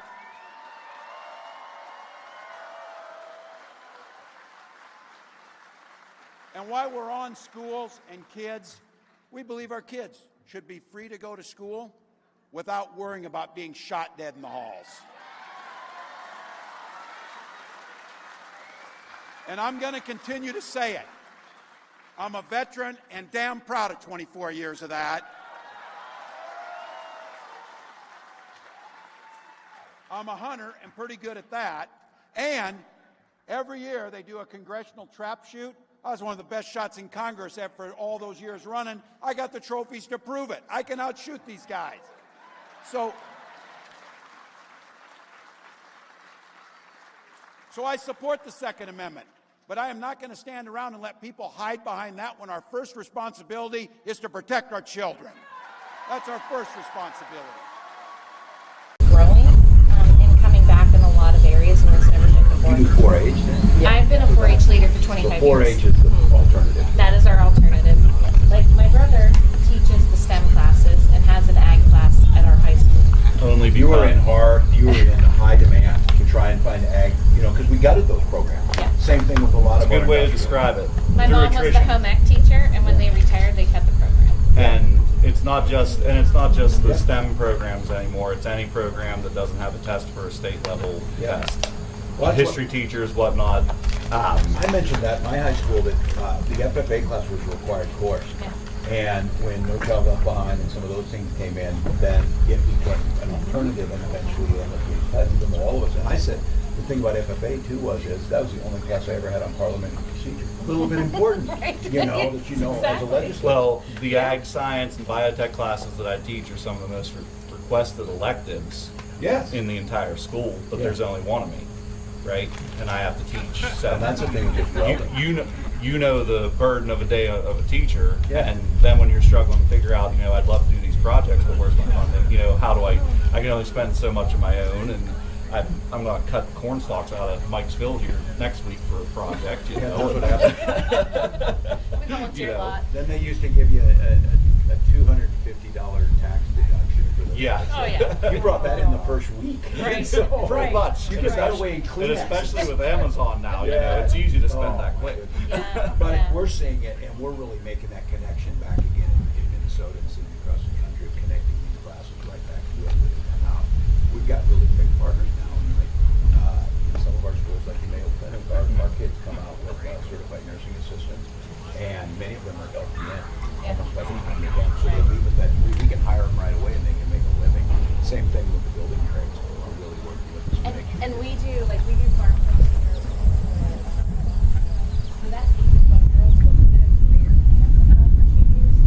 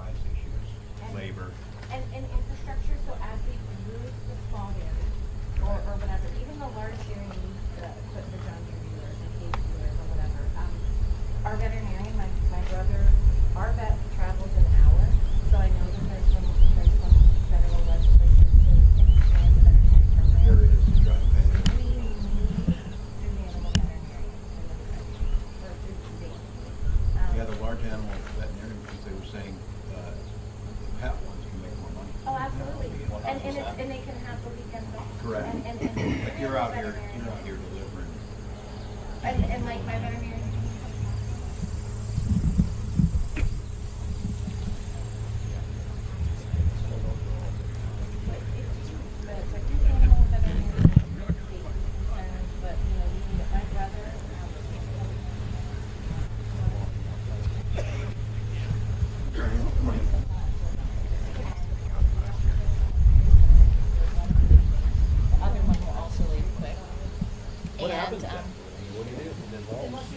Well, they'll have to go at least 2 hours. We're going to look at the flowers. All right. They have I thought there were to. cats out here. Mom's probably here. But you know, their vet will have to travel 2 hours to get to my brother, and you can do a lot of things yourself, like technology. You can do blood pregnancy tests and things. But if an emergency surgery needs to happen, they're 2 hours. That's right. And so, I mean, it And if will. those things happen, the only alternative then, especially on product delivery, is just consolidation. And yeah, exactly. That's what we said. That's what we lose an area. We correct Yeah, that motion. yeah, exactly. So, you know, access to capital, land, and really infrastructure and dairy. Infrastructure is pretty big also, because I got to go further for parts. I just went to Lancaster to get a piece of equipment to mow hay. It's 3.5 hours. Where you used to go to the nearest town, you could buy a sickle blade. Yeah, you know, exactly, whatever. exactly. Now I got to pay shipping. Yeah, And that's why the small communities then, you got those things, but you also got to buy furniture. You got to buy Right. school clothes. Yeah, exactly. And so If you lose this ag infrastructure, you get pressure it puts on your communities. we right I now. use a lot of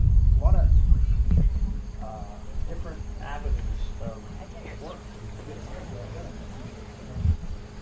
Get a person to the milk truck hauler, to the parts delivery, to the food processor. I mean, there is so many jobs that we are helping supply. That's right. If we're losing ag, we're losing a job. That's right. And like when I pay bills, I pay between 27 and 29 different businesses a month. Yeah. I rate that many. Well, I don't rate them; it's all electronic at this point, but local, you know. Yeah, no, right. And that doesn't include my Amazon and whoever else I do have to buy things And from. your point too is the job off farm is basically cover healthcare. Absolutely, it covers our health care. It covers the mortgage part of our house on the farm, and I mean, I'm fortunate. I have a company car, and so that's part of it. And I have a really good job. I've been lucky to have 2 really good jobs in my career, and You see a lot that one of the partners ends up teaching or nursing. I have the best job. he does. And if I didn't have to go back to work, I wouldn't. But I did, in 2021, whenever I went back to work, I had to go back to work because we needed health This care. affordability and health only in Minnesota, we're trying to expand it. I think it's something actually the Vice President brought up, the ability to be able to purchase it because the hardest ones are the ones. It's not unusual. We have a unique situation where around the Mayo Clinic, just because of the nature of the work Right. they do, the prices Right. are up. It is not unusual to see premiums to be $36,000. Well, it was going to cost us about $2,000 a month, Yeah. which we could have probably, with our other businesses, we could have afforded to live, but I couldn't add another $20,000+ to my debt every year just so we could have health care. We as a state do the pay down on it. Yep. We did, it's the only way to do it. It's the only way to help it. Look, as you're saying, it benefits all of us. People think about it. You're helping some people, those relatively small people create a whole lot of economic activity around it. So it's a benefit to all of us. Yeah, and it's one added expense, because the biggest thing is we don't control our input costs. I mean, energy is a huge thing. I honestly, why are we putting, I think solar's a great option. Why are we taking valuable farmland? When I was in Minnesota the last time, and driving, and right on the Mississippi River, the most fertile soil probably in the country, and we're putting up solar Yeah, farms? we really try not to mess with that. The one thing that we try and do is, with pollinator fields under it, Sure. we try and use marginal lands. Sure, like we That's- have strip you can't ground, take, we have strip mines of coal in Pennsylvania, fill it up. Yeah, you can't take productive land. And for that matter, from an ag perspective, we also have some of the biggest real estate roofs. Yeah. Make it affordable for us to Yeah, put it on I the would roofs. love We'll to do put- it. No, that's exactly right. And, We just my can't do folks it. down there, and they in these small communities. It was a grocery store down in St. Charles. But one of the producers said, "Look, I'm fairly conservative on this." He said, "What I do on my farm is I raise corn, I raise soybeans, and I raise wind." Yeah. And he saw it as a revenue stream, Yeah, making yeah. cases. And he was talking about the same thing. This grocery store had solar on the top, and they were Yeah. using rural ag development Okay, to sure. make the case. So it was kind of closing the loop. Right, on that. right. But no, I'm with you on that. Like, I would love to put solar on my roofs, Yeah. but not on my fields, you know, on my And- acreage. No, and we got to be really careful. As we do see it where we're able to do pollinator fields, we're seeing some of the animal husbandry underneath these things, but we're not going to take this best land Yeah. out. And there's ways to do it, and I think that's Right. the one thing. It's like, the big roof thing. Yeah, right. Well, this is Western PA, and of course, the steel industry started here with the coal, and we've got the gas here too. Yeah. I think that's a natural resource that we need to reconsider more. Yeah. We Because just it's need to right be diverse. here. We need to be diverse about how we do it. Yeah. That's the way we approach it. But it needs to be available if you have people that want to do it. It can't be so hard to get. There's good new technology. I said, especially around green steel. We think Minnesota, that's our, we're part of your steel industry. Yep. Right. Pack and I, we're Right. tied up together. Right. And it matters, and we're seeing just much more efficient ways to you can do both. It's false choice. You can't have one or the other. And we're producing more oil than we ever had at any time, which is fine. It's a good thing. Right. But we also have the opportunity, you're saying, we can move and incentivize solar and like wind. Yeah. We're seeing new things. Make a pencil for us and we'll do it. Right. And give people the choice. Like I give them, there's people when they make the choice, they make the choice and if the market can sustain it. We got the largest solar panel manufacturing now up on the Iron Range, Okay. which is great. We're making them and we're selling them too. Sure. And so those are fourth and fifth generation. We have strawberries. So, She grows them. She grows the strawberries. it's still in season, huh? It's our second rush, yeah. Yeah. You want us? You wanna go see some flower fields? That's so great.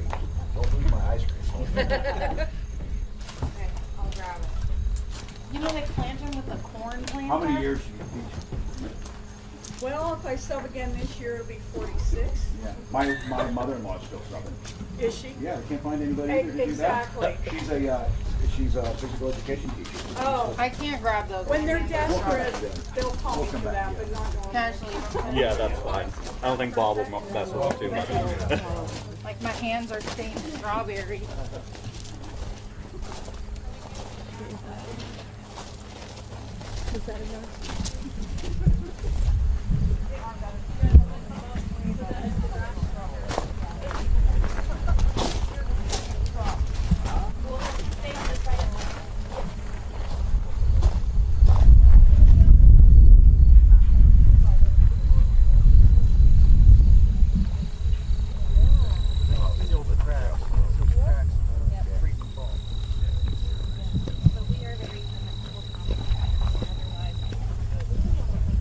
I just need a little bit. I'm just gonna put on my hands.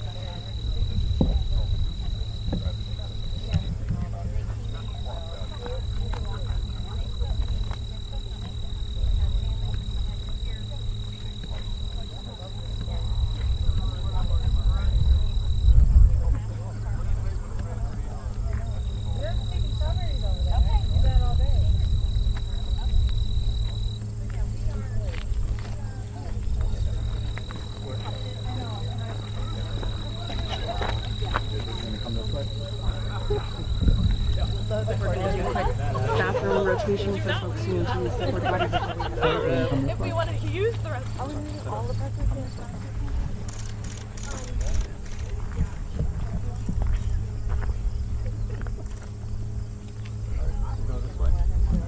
Can't wait till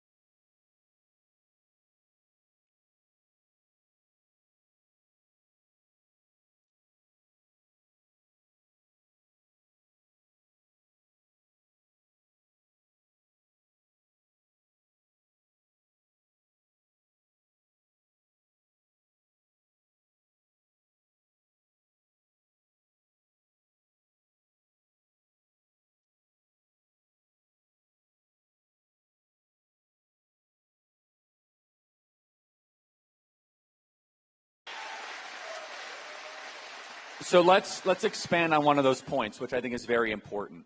And so Tim Walz signed a piece of legislation. And by the way, Washington, Oregon, and California have very similar laws.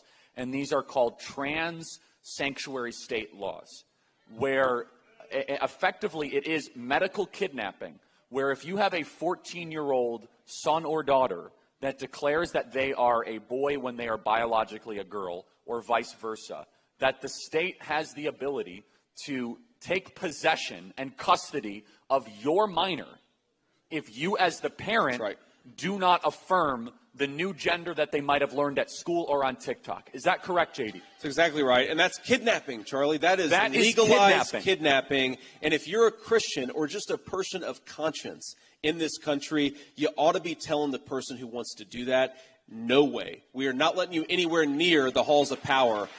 And that's what we have an opportunity to do. But it is so sick. I mean, think about this. Look, Charlie, I have an incredible amount of sympathy and compassion for some of these kids. I mean, you know, adolescence is confusing for almost every teenager, right? Every teenager goes through this or that thing. They go through an awkward phase. They maybe go through a goth phase. That was big when I was a kid in the 90s. Look, kids go through this stuff. But now we have social media going and telling them that, hey, you know, it's not just growing up or it's not just growing pains. You are in the wrong body. And you need to go mutilate yourself to feel like a whole person again. That's a terribly scary thing for a young teenager to go through. Tim Walz wants to take those kids away from their parents. I think we ought to encourage the parents to make those kids safe and to help them deal with whatever they're dealing with, not steal them away from the people who love them the most. It's sick, but it's not just sick, Charlie. It reveals an entire value set. You ask yourself, how could you be the governor of a state? I mean, every protective instinct that I have as a father is if I'm in a position of leadership, I'm going to fight back against the people who are trying to burn down my city. Or I've got 3 little kids. I'm going to fight back against the people who are trying to take my children away from me because they got a weird idea in their head from social media. Or I'm going to fight back against the people who are stealing the jobs of American workers or making it unaffordable for young Americans to buy a home. Tim Walz, every single time he gets an opportunity, he fights for the people who are harming American citizens. We need a president who's going to fight for American citizens. We just don't have that right now in this country. Amen. And just to expand on that, think about it. A kid goes through a phase and now is able to irreversibly damage him or herself without parental consent. There's a reason why you're not allowed to get a tattoo till you're 18 years old. Right? Because you might do something that you might regret. And yet now we call that gender-affirming care. Only President Trump and J.D. Vance stand for the children of this country against that horror that is happening to our children. That's right. So, expanding on that, J.D., I see some of these signs out here, which is one of the 20 planks of the new Republican platform, which is no men in women's sports. It says it right there. Right there. JD, how did we get in a place where now this needs to be a policy position? And if Kamala Harris or Tim Walz took questions, maybe they'd have to answer for this. But they're okay with biological males competing in sports against females.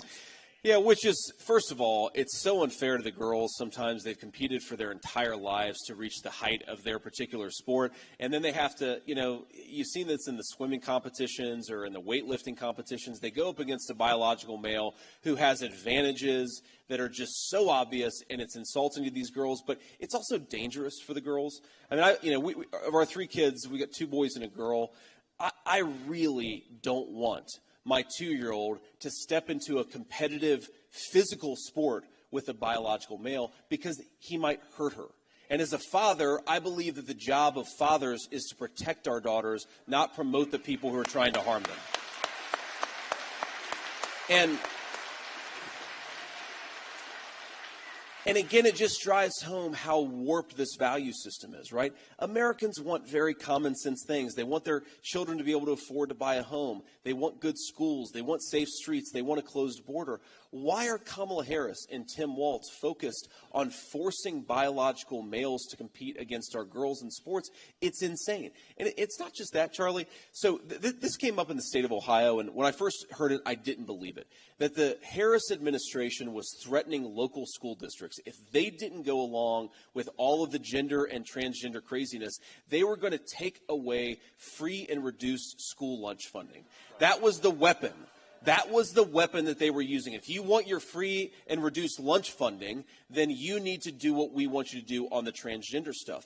What kind of a human being would be willing to take food out of the mouths of poor children because the local school district doesn't buy into Kamala Harris's values? That is really sick, and we don't need to be led by people like that. We need to be led by people who support American values, who, when a local school district says, we don't want Kamala Harris's values in our school district, let's make it easier for them to live their values and easier for them to protect their children, not steal money from poor kids because we want to force something down their throat. I love it. I want to get... We believe education should be a ticket to the middle class, not a ticket to crippling debt. We believe we should have the freedom to drink clean water and breathe clean air.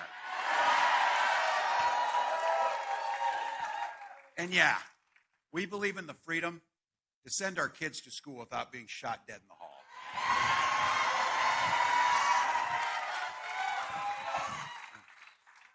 The news cycle moves on within a day. What we saw yesterday down in Georgia. Kids going to school the first week of school, excited. Now we have 4 dead. So our hearts go out to the 2 students and the 2 teachers who were killed. Their families will be in mourning. There's many injured in Winder, and that community will never be the same. I said this, and all of you here, both as a teacher and as a student and as a dad, I loved back to school season. Time of hope, excitement. Now for those kids, it'll always be a time of sheer terror. And that'll be a memory that they'll hold forever. And it's a reminder to the rest of the country, we've got work to do, and I, for one, am sick and tired of hearing about thoughts and prayers rather than actually doing something about it. And I say this to all of you. I know guns. I'm a veteran. I'm a hunter. But we can't let them make this just about the Second Amendment. I defend the Second Amendment. But our first responsibility is to keep our kids safe.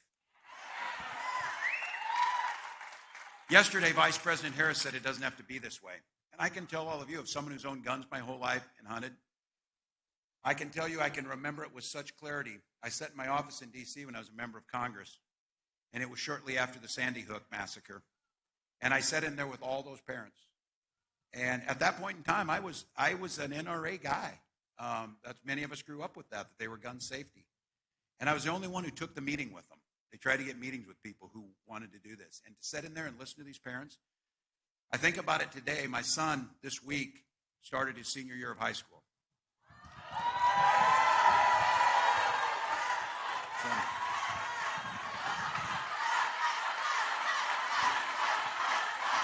Thank you. Thank you. And it's bittersweet for me because those killed at Sandy Hook would have been entering their senior year too at the same time. And those parents now are without those. So look, we've got something to vote for, not just against. We've got a better future, a better way forward, a way that makes sure that we're not just after the fact spending a day or so talking about this and not doing anything about it. There's things we can do. Other countries don't have to live like this. Other countries have figured this out. So look, I keep talking about this. I hear folks say, tell us what you're going to do. All right, we'll continue to tell you what we're going to do. This election will go right through Erie, Pennsylvania. That is what is going to happen. We know that this is a bellwether county. We know that the work you're doing here is going to make a difference, and we know this will be a tight race. But the good news is we've got a better plan to work with people. We got a better opportunity for folks when they see an opportunity economy. We got a better candidate in Kamala Harris to be out there.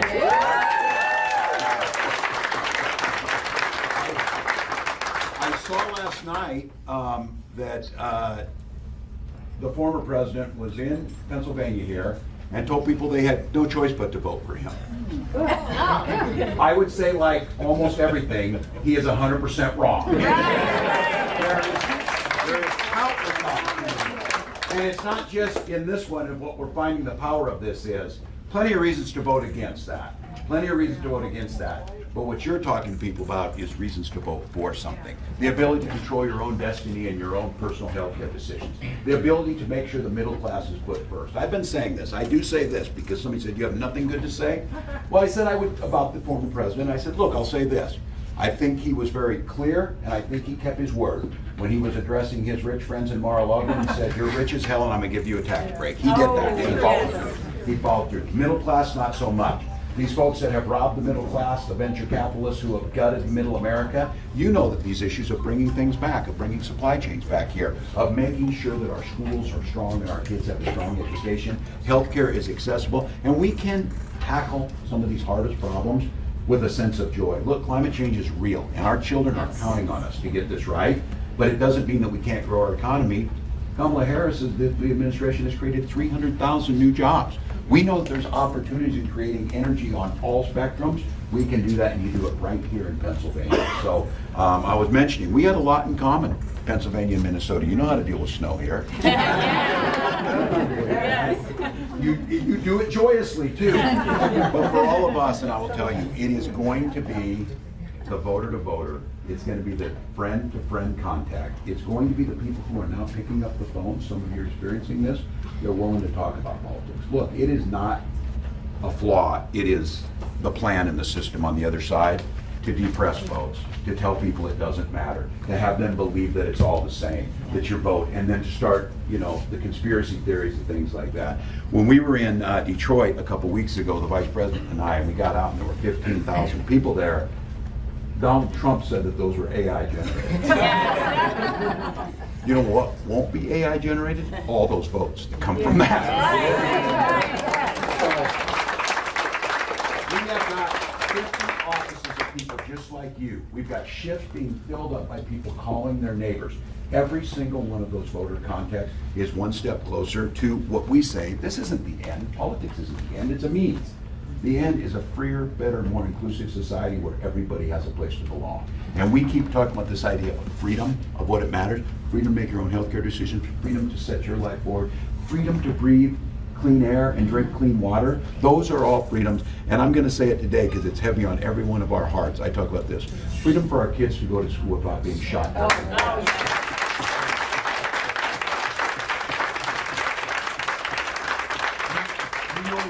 Get to put out your thoughts and prayers when you can do things like we did in Minnesota, having background checks, having red flag laws, and moving towards a ban on these types of weapons that are being used. I say it as a gun owner, I say it as a veteran, I say it as a hunter. None of the things we're proposing infringes on your Second Amendment right, but what does infringe upon this is our children going to school and being killed is unacceptable. It doesn't have to be this way. So we end that with our votes. We end it with a vision of a better America. And for each of you, I hope you're feeling the sense of history that's upon you here. 61 days, and it's very likely 61 days.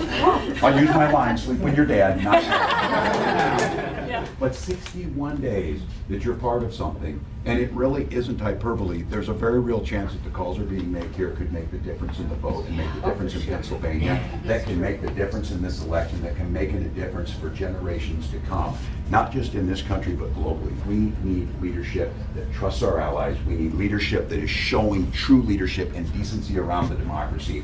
All of those things come through this office. So it's a little bit daunting, but it's also really exciting because everybody in this office knows when this story is told about this election, you're going to be able to say I did everything I could. I was down there on a beautiful Thursday afternoon.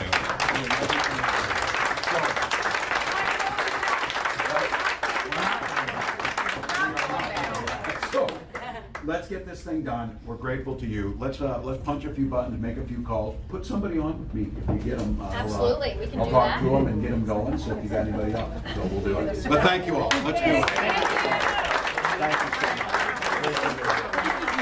you. We're heading out the back. Guys, we're heading out.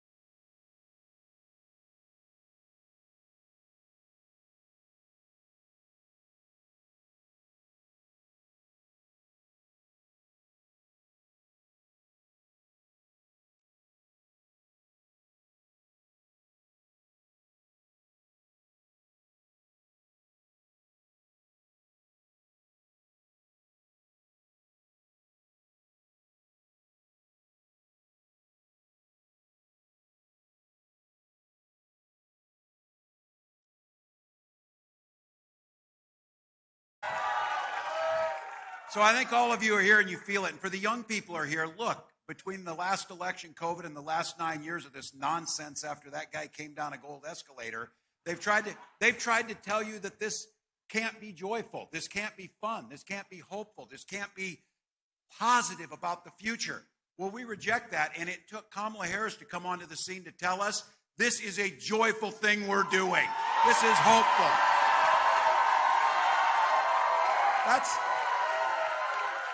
People are starting to figure this out.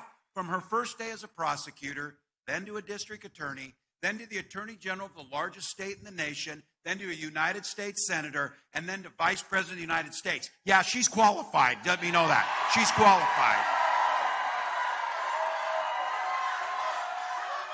But what?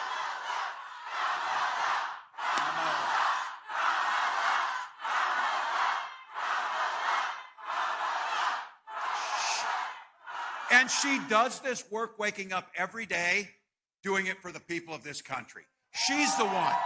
She's the one who took on the predators. She's the one who took on the fraudsters. She's the one who took on the transnational gangs. She stood up to the corporate interest. She never hesitated to reach across the aisle and work together if it was right for the American people. So when she put her name out there, she's running on this idea of an opportunity economy where everybody belongs and everybody has a place. Everybody. And she's not talking about just getting by with 3 jobs and trying to make the rent. She's talking about where we can make this country thrive and people can get ahead. That's the type of economy. And this whole idea, these folks who want to tell us the red state, blue state, big city versus small town, trying to tell us that we're different or there's 2 different Americas, whatever. I witnessed this down in Savannah, Georgia. We're down there on a bus. We're getting off the bus. It's just her and her husband, Doug, my wife, Gwen, and I. We're getting off the bus. And there's a bunch of our supporters standing there on the side of the street waving flags. And there was folks that were not our supporters. You can always tell them because they all have the same hats on, so you can see who they were. A group of independent thinkers ready to go. But here's what she said. She never missed a beat. She turned around and looked at me and she said, don't ever forget, we work as hard for them and their family and for the things that are right for them as we do for this side. So here's the thing. She's talking about those folks because we're trying to get them because our policies will make their lives better, where everyone gets that shot.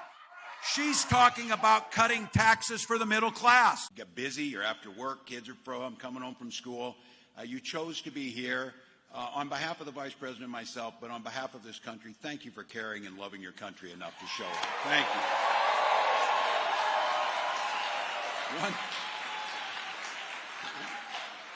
you. One final thank you. Thank you to my fellow cat owner, Taylor Swift.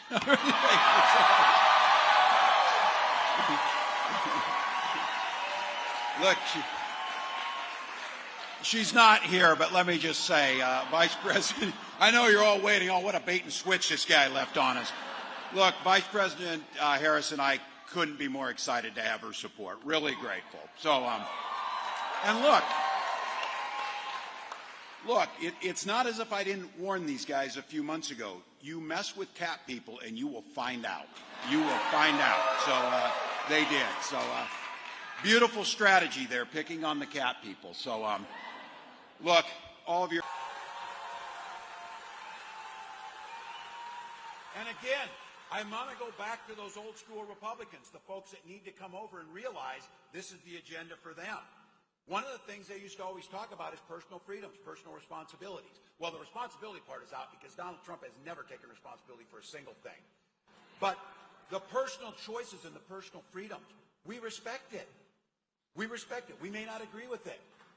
We may not agree with that. Look, I get it.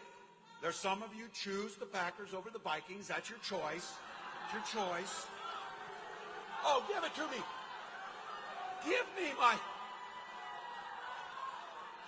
moment. Give me my moment. We don't have any Super Bowl rings. Just give me the moment. Well, look, we may not agree and we may differ, but you've heard me say it, and I know it's a Wisconsin rule. I claimed it for Minnesota, but I know you've got it here too. The golden rule that makes everything work better is mind your own damn business. Mind your own damn business.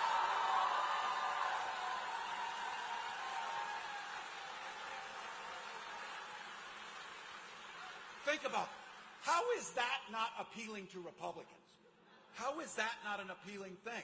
They want to be and make every damn decision. Think about what they're saying in Project 2025. You're going to have to register with a new federal agency when you get pregnant. This is personal, people. It doesn't get much personal. For Gwen and I, you've heard our story, and we've heard other people have to tell their story. Look, nobody wants to have to tell their personal stories about their families unless they're asked about it and it's in private conversation. We have to tell these stories because these guys weirdly are obsessed with our bedrooms all the time. All the time. And for us, it was a struggle, a years-long struggle with infertility. And we were blessed that we had access to those treatments. And you better bet, if you haven't had it happen to you, you know somebody who's gone through it. It's hell. You're waiting for the call. You get the call. It doesn't work. You're back at it. And then there's the two of you wondering how. All you want to do is have that child. So you better bet in our family, when we finally had that little girl born, we named her Hope for a very particular reason.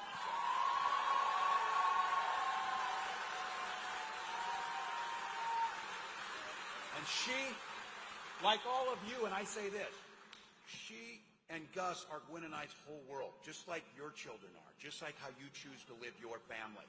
And we're talking about it because these guys are trying to make it more difficult to do that, or if not, impossible. Because it's very clear, they're not stopping the national abortion ban. They're not stopping with getting rid of fertility clinics. They're talking about getting rid of contraception or any type of help any of us need to manage it. These are personal health care decisions. These are personal health care decisions. So think about it. This is pretty simple, and Kamala Harris makes it pretty clear. I would go out to all of your neighbors and make the case on this. Do you want J.D. Vance deciding about your wife and daughter's health? Or would you rather just leave it to them and their doctor? That's what freedom looks like. That's what freedom looks like.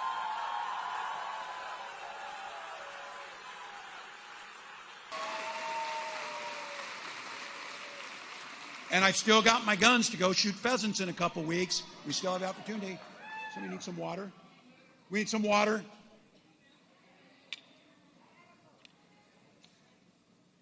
Can we get a check on him? We get someone that, Ben, you got it? Thank you. We've got someone there. We'll make sure, we okay? Getting help. Well, that's what Pennsylvanians do. They help their neighbors. That's what it's about. So it's hot. It's hot. Get some water. Okay. We'll get some water. It is hot. So thank you all. And again, I'll go back to this. I appreciate you being here. Make sure you're drinking water. Take care of the people next to you. That gave me good advice. Speed up. So there we go. That's good. So I'll bring her home here quick, folks. Look, Kamala Harris made it clear. These guys want to instill fear. They want to tell you that just get it. I fixed house vacuum, that actuator on the cruise control on old 79. That rubber wears out, it leaks because everything's vacuum. Yeah. You know, you're chasing those vacuum leaks. That's right. But I fixed it. I'm so happy about it. So this is our team of volunteers. The museum is run by volunteers. Oh, pleasure to meet you.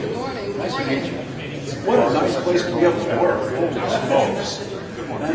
Let's get a picture. Nice to meet you. What an incredible place to work. Yeah. Hi, nice to meet you. Laura. Yeah. So how long have it been open? Since 2007. Yeah. And we are now in a phase that we're going to renovate the museum to present even more the upgrades to the car industry towards the environment and to the energy of the future, hydrogen, electric systems. We have a special gallery that shows that. I said I have a son who's 17 or whatever, and I said I don't know if the younger generation is into cars the way we were, because cars were everything. And I don't know if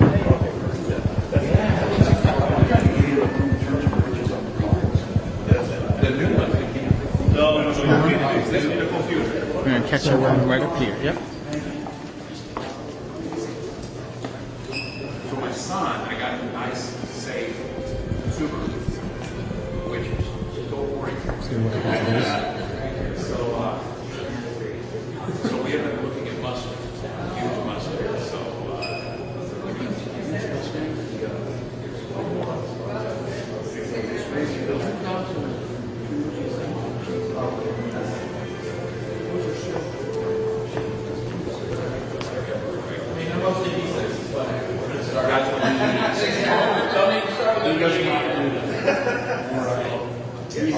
This is a 1950 Rio. It's a very special car, roadster. They didn't invent this. Of course, the iconic. that's where REO Speedwagon got their name, by the way. That's right. That's right. That's right. It is right there. Wow. That's right. See? And then this, oh my God. Of course, the This is iconic iconic. Corvette, still with the 6-cylinder engine, not even the V8, so a very early one. This section is dedicated to the turnpike. That was the first superhighway. So that panel, the toll booth there, this panel is dedicated to the Disney ones. It's beautiful. Beautiful car, yeah.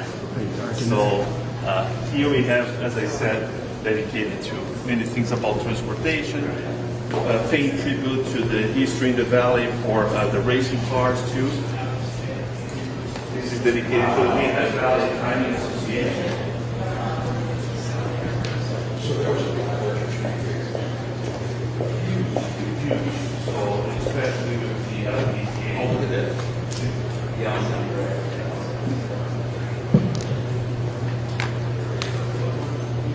Wow. And this is, I would say, our main gallery in the museum. And that's what I told you when we showed the evolution of the automobile until the hydrogen platform.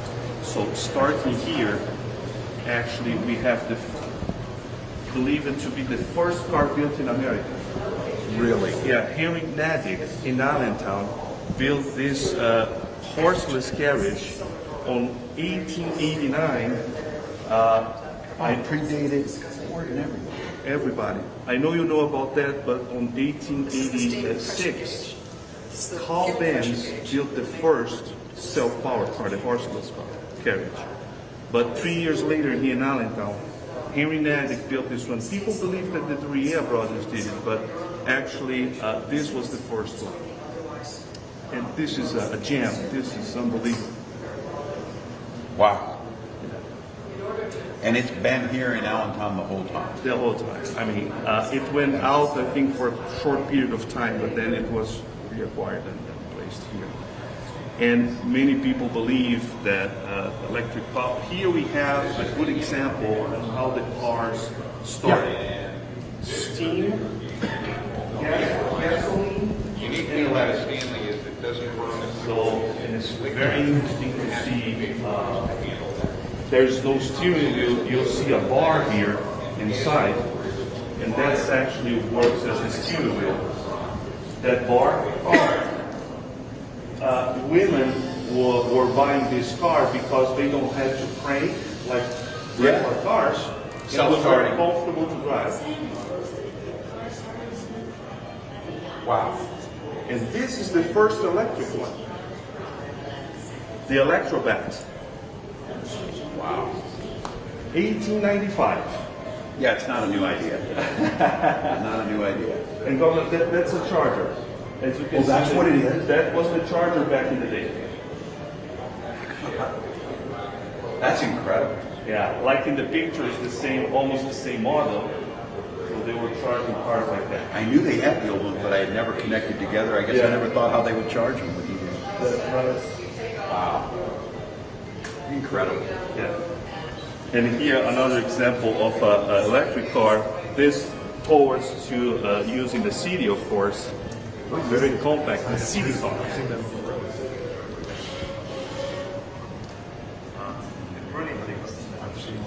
What was the company? No, it's believe it was Metropolitan. Oh yeah, yeah. Oh yeah, there's Metropolitans around. Yes. The same company that made the little gas-powered ones. No, it's a different company, but the same name, and they did the short version. This car always belonged to the Pennsylvania state. The owner bought it in one of those, like, buy the first models and buy stocks of the company too. He did it. The car has less than 20,000 miles.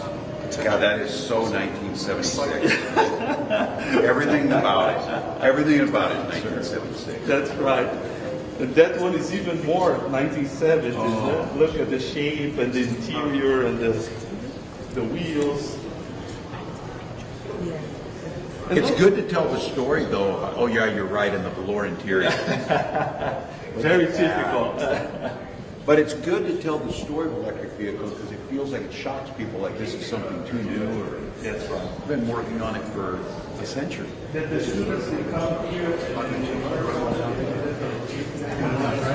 Yep. I think so. Kind of nailed it. I think, yeah, I think we're going to head back out this way.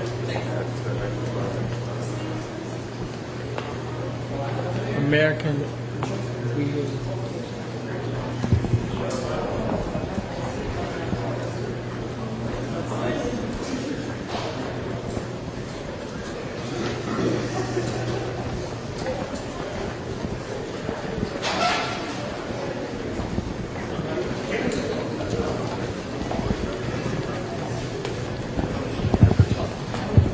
Can I just get these fast?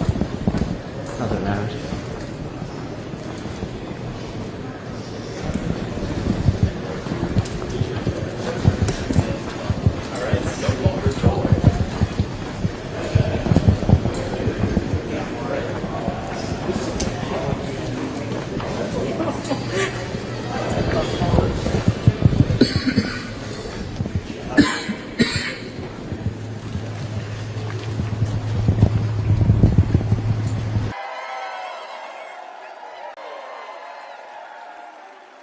And I got to say, you probably figured this out about me. I kind of talk the way I see it, and I'm a little bit old school. But I'll have to tell you, like all of you, the deep respect for this country, what we have. Call me old-fashioned, but a president's character and words should matter. They do matter. They do matter. It's presidents. When this country's at its most challenging times. At the heart of the Great Depression, that first inaugural address, President Franklin Roosevelt, as he saw Americans scared, struggling, wondering what was next, made those famous words that we all heard when we were in school and knew that that's what America was about. All we have to fear is fear itself. And we bucked up, and folks helped their neighbors. Then we saw communism spreading across the globe, suppressing freedoms, crushing democracies, and it was growing. And Ronald Reagan stood up and said, Mr. Gorbachev, tear down that wall. That's what we do. And in the most consequential presidential election of our lifetime, in the only presidential debate between Kamala Harris and Donald Trump stood up and said, they're eating cats, they're eating dogs. Exactly right. Exactly right. If he were a comedian or something else, that would be one thing. But it's too damn serious to be funny. When he did that, the Republican governor of Ohio, was forced to send state law enforcement to escort children to school. And none of it was true. Donald Trump also said, Instead of being like Ronald Reagan and standing up to the Russians and their expansion, Donald Trump told the Russians, do whatever the hell you want to one of our allies as they rolled into the Ukraine. And just today, we learned a little bit more about what he said. There's news reporting that Donald Trump has had as many as 7 private phone calls with Vladimir Putin.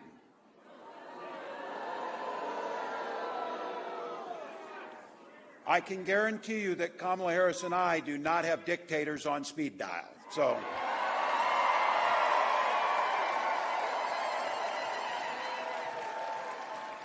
look, it's pretty simple. You get it. Our allies don't trust him. The people who work with him know how dangerous he is. And people like Putin flatter Trump, and Trump looks up to him. Because what we know is they can walk all over him. He's easily played. Flattery will get you everywhere with Donald Trump. Look, his own national security advisor warned us he is easily manipulated by people like Putin. But again, it's probably a pretty simple reason. Donald Trump's looking out for Donald Trump. That's what he does. Now, the one that I have to tell you as a governor, and for many of you here, this one makes my blood boil. When we were struggling because of Donald Trump's incompetency during the COVID pandemic, we were trying to get whatever materials we could, COVID testing, whatever we could get. It turns out now that Donald Trump was sending COVID machines to Vladimir Putin that we couldn't get in our states.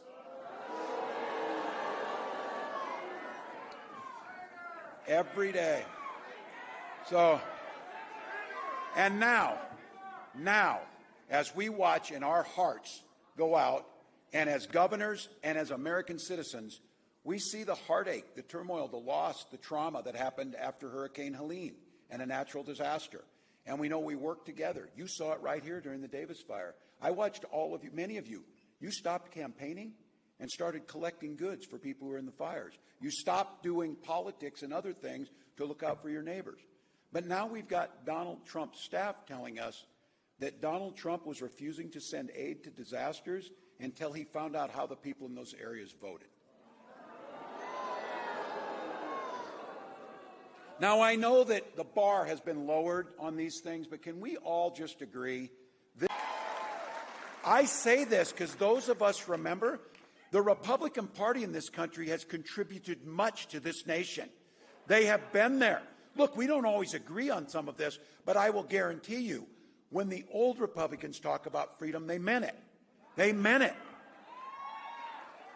Now, these guys, Donald Trump, turns out when he's talking about freedom, that government should be free to be in your doctor's office, to be in that school library, or to be pretty obsessed about being in your bedroom. I would argue the party of Ronald Reagan would want government out of all of those things. Now, look, Donald Trump is out there telling folks fair return to power. Don't worry about your reproductive freedoms. I got it. I got it. He told all the women here, he told you he would be your protector.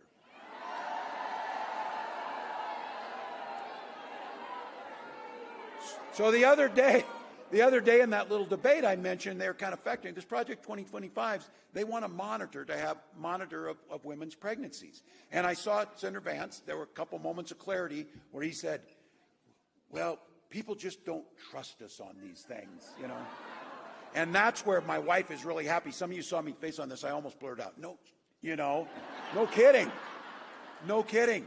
Look, to Donald Trump and J.D. Vance, women don't trust you.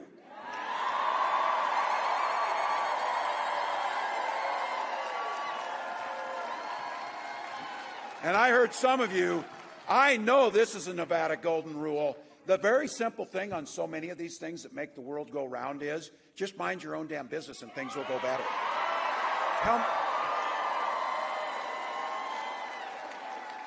I don't want to speak for the Republicans here, but I got to feel like that's a mantra of the old Republican Party. Just mind your own business on this. And for some of you, it gets very personal. And look, there are women out there that don't want to have, their names are household names now because they nearly died trying to avoid these Trump abortion bans. And for me, and for so many of you out there, they're going another step further, banning things like fertility treatments. Those are our decisions.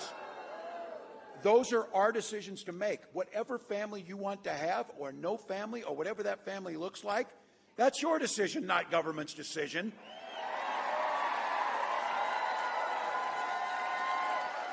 And I certainly don't want Donald Trump making that decision. So for Gwen and I, years of infertility treatment. And when we finally, and we had access to health care, which all of us need. So if you have health care, you have access to that. Finally, on that day, our daughter was born. Some of you have heard me say this, most to me. And that's what this election is about. It's about freedom. And I want to make that appeal again. The party of Reagan needs to stand on personal freedoms, not with Donald Trump's way of doing things.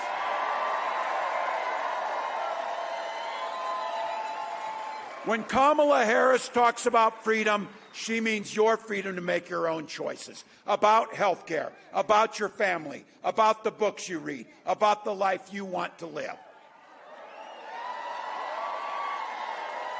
And I'm going to go back to this. These guys have the audacity, especially seniors here. My mom's 89. I'm so proud of her. She's still living in the house where I grew up and graduated out of high school from. She's there. And I can tell you this. She worked her whole life paying into Social Security. It was there when my dad died. It was there when my little brother's in elementary school, so my mom to provide those benefits. She uses her Social Security check to pay her bills and live her life with dignity. Now look, every year in Donald Trump's budget, he tried to cut it. Called it a Ponzi scheme. And J.D. Vance said it's the roadblock to fiscal sanity. But I'll say this, from where they're standing, that might actually make sense. Because my feeling is, I don't know, I've never been a billionaire. So if you are one, my guess is you don't give one damn if your Social Security check comes or not. But if you're my mom, it's pretty damn important that your Social Security check comes. So look.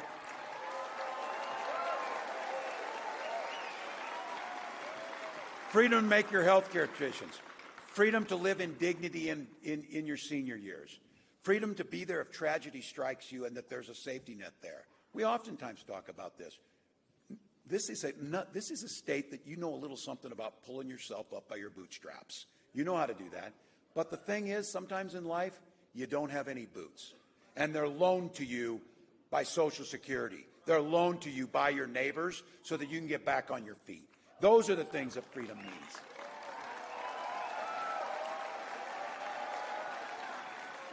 And I got to tell you, this one for all of you, for all of us, this piece of freedom is the one that we should hold most dear. The freedom to send our little ones in their best clothes to school without being shot dead in their classroom.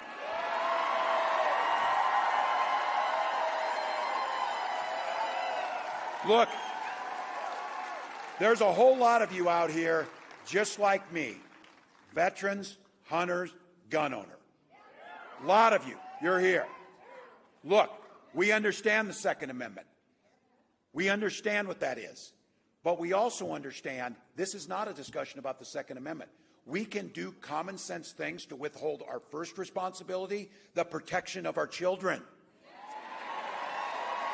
So I reject the notion that you can't protect the Second Amendment and protect our children. Other countries do it. Why can't we? Why can't we do it? Donald Trump told us to get over it, and J.D. Vance said it's a fact of life. Kamala Harris was very clear. She's the one who said it doesn't have to be this way. It doesn't have to be this way. Look, I know I'm preaching to the choir. You get it. But I also want to tell you, our recital's in 28 days, choir. And we need to sing. And when we sing, We get to turn the page on these guys.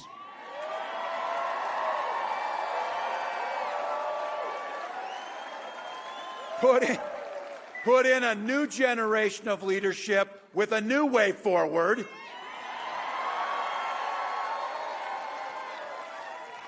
And we, as Americans, get the greatest privilege to self-determine where we're going, not just for the next 4 years, but the next 40 years. Not just for a single state or a single country, but the world is looking for us to bring back the values of America. Out there. Over the weekend, Kamala Harris made it very clear on this. She's ready. She has been making this clear for a long time. She's ready to be commander-in-chief, and she released her medical records. Straight, clean bill of health. Physical, mental stamina to do the job. Now, I think you all know where I'm going with this, don't you? We're all wondering.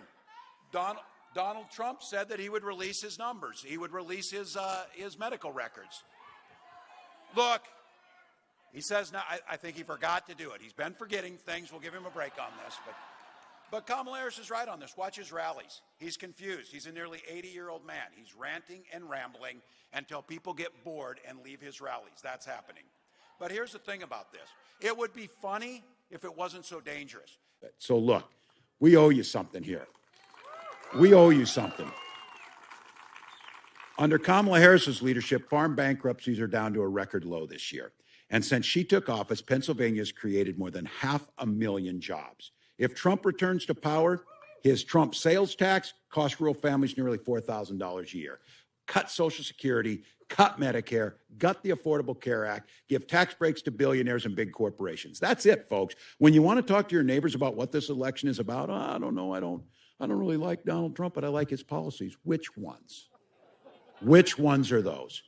But look, that's not enough. We can complain about him, which I do, and I'm tired of it. I got to tell you that. I'm tired of complaining about this guy. I am tired about it. I just want to wake up and not see him on TV and not see this stuff out there. And we owe it to the American people to tell you not just why we don't want that guy, and God help us, there's numerous reasons, but why Kamala Harris is the right choice for us, that we need to lay out the policies. So I want to tell you here and lose this. We've got a plan for rural America that's specific on this. You know, keep asking us, what's your plan? What's your plan on these things? Well, we've got a plan, whether it be rebuilding housing, whether it be price gouging, whether it be a tax cut on child tax credit. But for rural America, here's what we want to do. And those folks out here who know this, it's especially those things, because when people think rural America, farm policy matters, crop insurance matters, trade matters, tariff matters. But you're bigger than that. These are families. Your health care matters. Your education matters. Your roads matter. Your retirement matters. All those things matter. So here's the plan. We're going to recruit 10,000 rural healthcare professionals. Cut the number. This is a term that none of us knew before.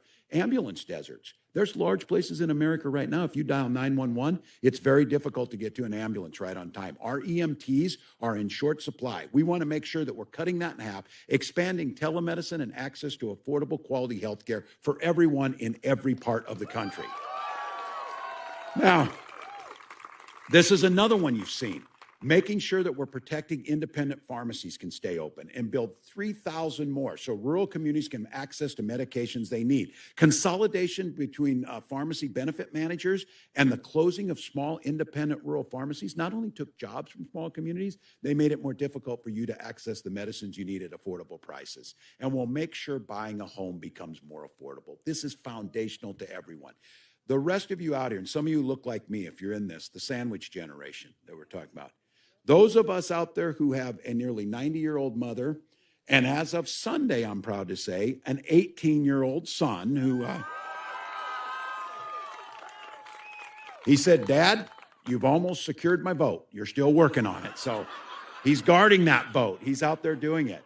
But look, what we understand is you're concerned about how do we make childcare more affordable? How do we make pathways like internships and apprenticeship programs in college more affordable? And then at the same time, How do we take care of our seniors? And I'm for the folks here, get this, especially in rural America where we're aging, the proposal that Kamala Harris put forward on Medicare is transformational. The ability to care for our loved ones through Medicare with in-home care is transformational. My mom's not leaving that house. She's still in that house. She's not leaving that house. And then expanding Medicare. Look, those of you who aren't this, I see some young folks here. Wait till you turn 60. You start caring a lot about Medicare. So you start, those out here know. I think a lot of people didn't know, and what Vice President Harris is putting forward is under our administration, not only will we expand that home health care, we'll expand it to hearing and vision as part of Medicare. That's really important. So I did see this. Donald Trump wandered into a grocery store here a while ago. I'll have to tell you this. Yeah. You know he hasn't been in one since 1985. I keep making this case. I keep trying to say these things. You know, Kamala worked in a McDonald's. I said, can you picture that guy running the McFlurry machine? But he walks into this grocery store and he hands a $100 bill to a lady to pay for his groceries. Did you see this? So I'm like thinking, I wonder what he's doing there. And then I got to thinking, I think it's just natural. Any woman he sees, he pays off because he did something on there. I don't know. But this is the one that caught my eye. I know I shouldn't be, yes, I am not going to be generous at times because the pain that Donald Trump has brought, and I think we know what 4 more years would look like. But this one really got me going. He was talking about groceries, and he started rambling about groceries. I don't know if some of you saw. I'm going to give this one. Here's what he said. I had to put this on here so I don't misquote it. I have more complaints on grocery. The word grocery, you know, it's sort of a simple word, but it sort of means like everything you eat. The stomach is speaking. It always does. Now, I don't know if you saw last night, we were having a town hall and he got asked about health care and child care and didn't answer those. And then he spent 30 minutes standing on stage listening to music in front of this. So I'm going to be the first to say this. It is pretty funny stuff if he didn't want to be president of the United States. It's pretty funny stuff if he weren't going to try and deny women their reproductive rights. It's pretty funny stuff if he wasn't going to try and rip health care away from all of us with the ACA. Or if he wasn't threatening us in different ways. So look, here in Pennsylvania, I know you know this. This idea about, well, it was better under Donald Trump. For God's sakes, our neighbors were dying by tens of thousands because this guy's telling us to inject bleach and not dealing with COVID. As a governor, I was part of this. We were in Hunger Games with other governors just to get basic things in healthcare to take care of our people. Here in Pennsylvania, he lost 275,000 jobs during the Trump years. That's just factual. These are just dates. And tried to repeal the Affordable Care Act, promises to terminate it if he gets elected. Stripping protections, pre-existing conditions, devastating rural hospitals. You know the whole thing that he did. He tried to cut grants for rural communities affected by natural disasters. Now, these are things in his budget. Damage from things like we're seeing in storms and drought and flooding and hurricanes. Donald Trump thought it was a good idea to cut those things. And by the way, you've got representatives of folks living in Florida, when they had the chance to vote for FEMA funding or for disaster assistance, they voted against it. They voted against it. They sure the hell voted for tax cuts for the wealthiest, but they voted against disaster assistance. So look, Donald Trump did it all, starting trade wars with China that his own people said he lost. You know he did. Trump's own Secretary of Agriculture, and Rick and I just talked about this. He had a clear message of how farmers would fare under the leadership of Donald Trump. He said this simply. He was asked by a bunch of farmers, what do we need to do? He said, I'll tell you what, the big are going to get bigger and the little are going to get out. And that's exactly what happened. So instead of being able to milk 120 head, creating 3 or 4 jobs in this community, spending money in the local community and growing this area, now you have folks milking 10,000 head in consolidated areas that have no impact on the local economy. That's what's happened under Donald Trump. So look, Trump had a near record farm bankruptcies in 2019 of folks going out of business because of that. So look, Donald Trump might be able to afford to go bankrupt once, twice, 3 times, 4 times, 5 times, 6 times. But farmers get to do it once. And then the farm's gone for the next generation. And then the community's lost another family. And sure enough, the businesses downtown start to close. So if you want to know what's happening to rural America, as I said, the folks coming in here and taking the jobs and destroying the area, they've got names. They've got names. Trump and Vance right now happen to be those, and the folks who back them. The venture capitalists who don't give one damn about walking this land, but are more than happy to take the profit off. Now, yesterday was like an epiphany day. If you remember back a couple weeks ago, we had a little debate in New York City, and I asked the simplest question that you could ever be asked as an American. Did Donald Trump lose the 2020 election? Pretty simple. Every court in the land, every person knows this. And on that night, I got kind of a smug non-response to it that, oh, Tim, we're thinking about the future, something like that. Well, yesterday, they just start saying the quiet stuff outside. He got asked about it yesterday, and he said, no, Donald Trump did not lose the 2020 election. Now, the job that we're asking for to serve the American public, we don't serve an individual. We serve the Constitution and the people of the United States. That's who we serve. J.D. Vance made it clear. His fealty is to Donald Trump, not the people of this community or any community across the country. But look, here's the good news. He is never going to be vice president, and Donald Trump is never going to be president.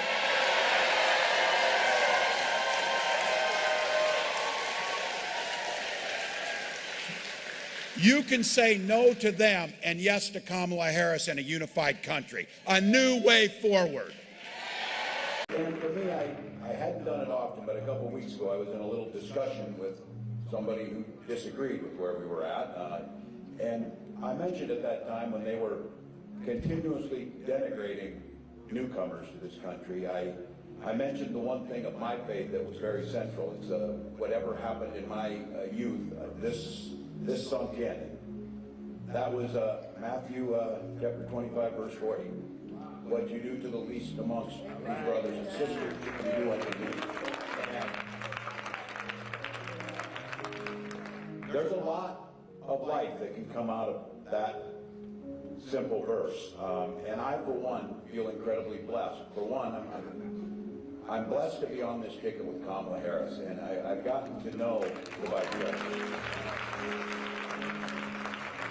She tells a story. She tells a story when she was in high school. She had a close friend who was struggling, and Kamala asked her what it was, and it turned out that this young woman was being abused by a stepfather. And the Harris family, single mom, took that young woman in to give her a place of refuge and a safe place.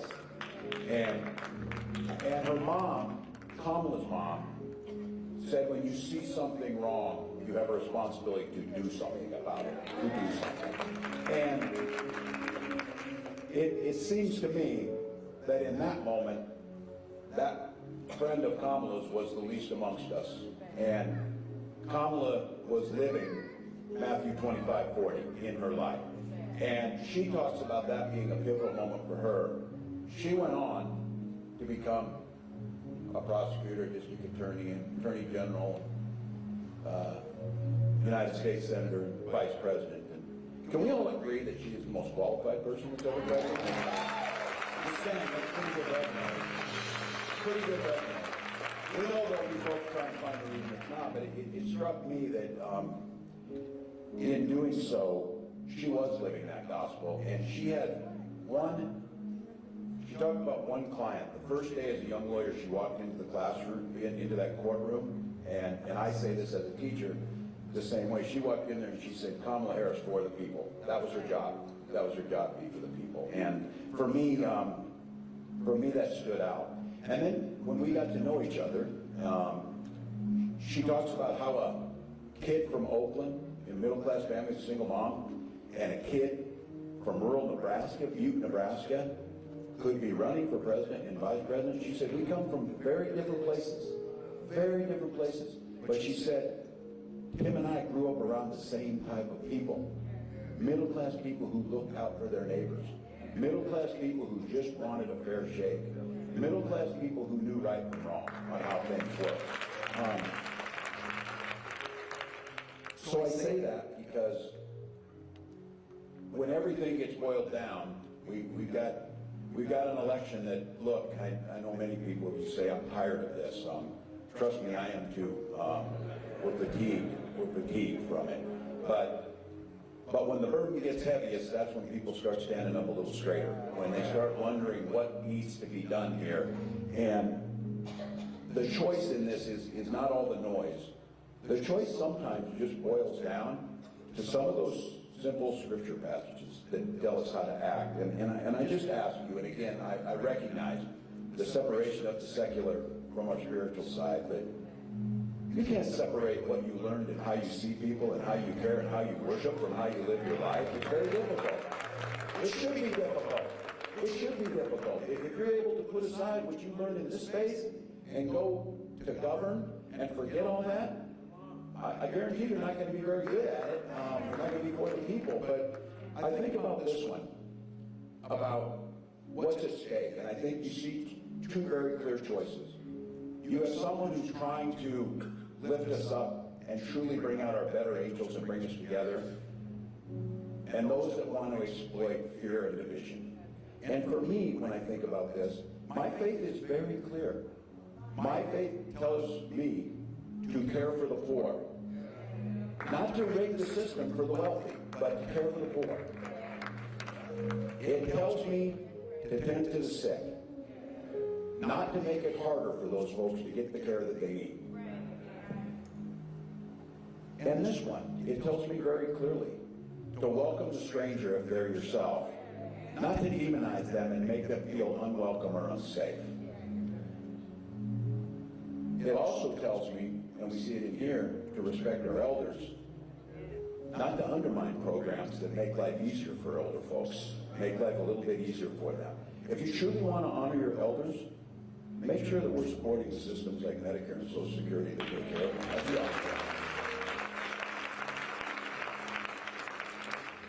And I think as stewards of this creation that we have and the beauty of it, we have a responsibility to be good stewards, not to turn our backs and allow the destruction of the land, destruction of the water, destruction of the air, those things that we care about, that we are in God's creation, that it's our responsibility to be those good stewards. That's a distinct difference. And then I will say this, I think some of you felt, I myself, again, not speaking out on this, feel pretty uncomfortable with this idea that we understand in our faith, the Bible is to be read and followed and absorbed. It's not to be branded and sold for $59. It's not. Now, I say this not to make folks uncomfortable, but these are simply the reality we're against. And when I hear Kamala Harris talk, I would make the case that what she's proposing is her living her faith, which she learned as a young girl, that she's living the faith that you hear in this space of caring for one another. So she talks about a new way forward. Listen to the things she's talking about. She's talking about making sure our tax system focuses on the littlest and our children get off to a good start by giving a tax credit on the front end for those little ones, a child tax credit. We've seen this, and I'll tell all of you, we did this in Minnesota, and what happened was childhood poverty dropped by a third. And what that means is our littlest ones are healthy and safe in their person and can live the way they want to live. And you saw these incredible future here as this was happening. That's what we do.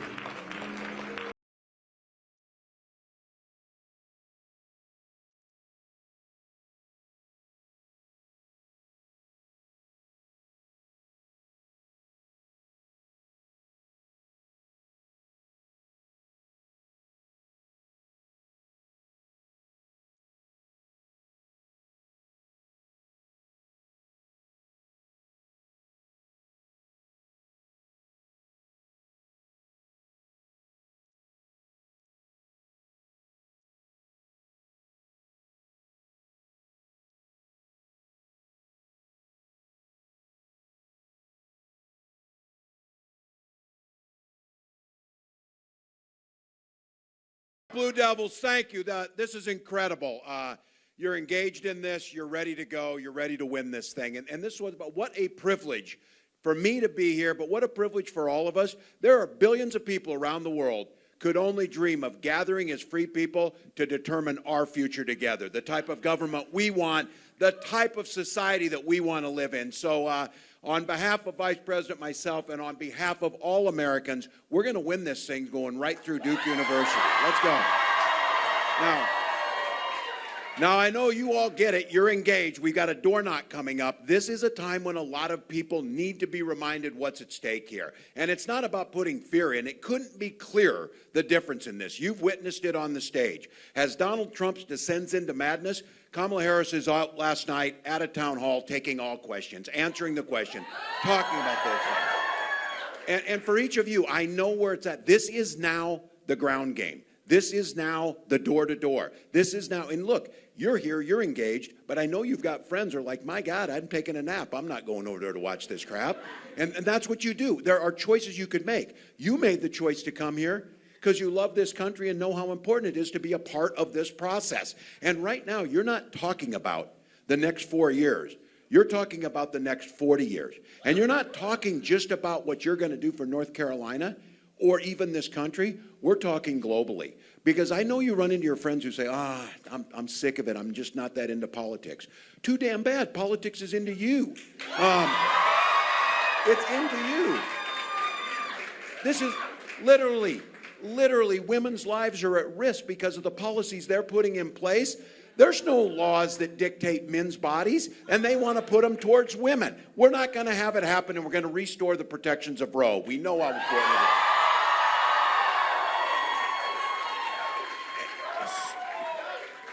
You all get it. Things like climate change, things like jobs, trying to make life more affordable, the idea of buying homes, investing in this. Look, these things matter. Things like climate change that they're ignoring and doing nothing about, sometimes they pander to the youth, like we need the youth vote or whatever. Don't let anybody pander to you. The reason you're here is you're not going to let some old people who are going to be dead long before climate change does the destruction that it's going to be. You need to take charge of it. You need to make it. That's your voice being heard. And we see Kamala Harris with a to-do list for this country that is the to-do list that Americans want. We see Donald Trump with a grievance list. And so, look, I don't say this lightly because I didn't, in my 60 damn years, I didn't think I'd ever see a candidate for president praising Adolf Hitler's generals or talking about using the military against their enemies.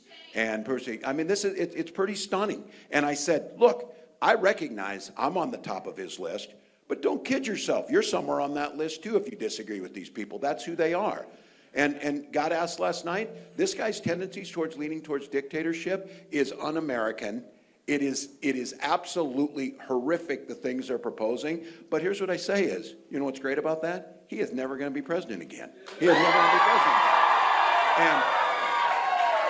And you don't have to go and vote against that guy, although there is some great pleasure in that. For some of you, this dude has been on the national scene since you've been in elementary school and middle school.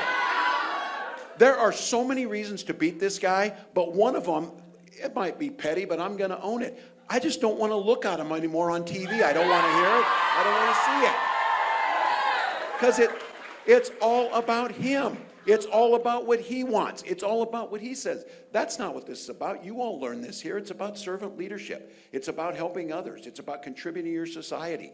It's about doing the right things. And that's what all of you know you're doing. So look, the contrast couldn't be greater. The choice could not be greater. The stakes could not be higher. But I have to tell you, what a privilege to be in this moment. They are going to write about Americans who stood up in this moment and said, hell no to this, the tendencies of totalitarianism and the division and the racism, the hatred, the misogyny, everything else that goes with that. You're going to get asked when you're my age, what did you do? And your answer is, I did every damn thing possible to win that election. I did everything possible. So on behalf of the Vice President, this matters. 12 days. It's going to be close. It is going to be close. I know you hear it a lot and you know it. This election will run right through North Carolina. And if North Carolina, as it will because of your work, goes for Kamala Harris, we win this election. And that is something. We win this election. So for all of you, for all those right reasons or whatever, but just imagine 12 days to make a mark on the world for generations to come. 12 days to choose dignity and integrity and kindness over hate. I saw a couple editorials that said, well, you know, joy is not a strategy or whatever. Well, no one said it was a strategy, but I would damn sure rather to stand with joyful people than hateful people in things, and that's a fact. And I would sure rather stand with the middle class. We celebrate people's success, but the idea it's just gross when it gets to this. You got a guy like Elon Musk trying to buy an election. Buy a bumper sticker if your parents or if you own a Tesla and say you didn't know how weird he was when you bought it. Just put it over the top and get it. But look, that's not who we are. There's a place for everyone. And the thing that I would just close with for all of you that I am most proud of on this, Kamala Harris has made it clear she wants to be president for all Americans. The policies she's putting in place are going to benefit the people who are going to vote against us, and she's perfectly happy with that. Understanding that this is not about our ideology, this is not about us, it's about the people, and it's about policies that work. And as I've been saying, I got asked the other day, what's one of the proudest things you did in Minnesota? We certainly protected reproductive rights, we have paid family and medical leave, we have the most aggressive move towards climate change of any state in the country to reducing that. That's what we're moving on. But when I got asked, if you had to pick one governor, what is it? Well, in Minnesota, every single kid in Minnesota goes to school, gets free breakfast and lunch. Every day. Every day. So that's morally the right thing to do, but it's also good policy, because what we know is you get some choices in this world.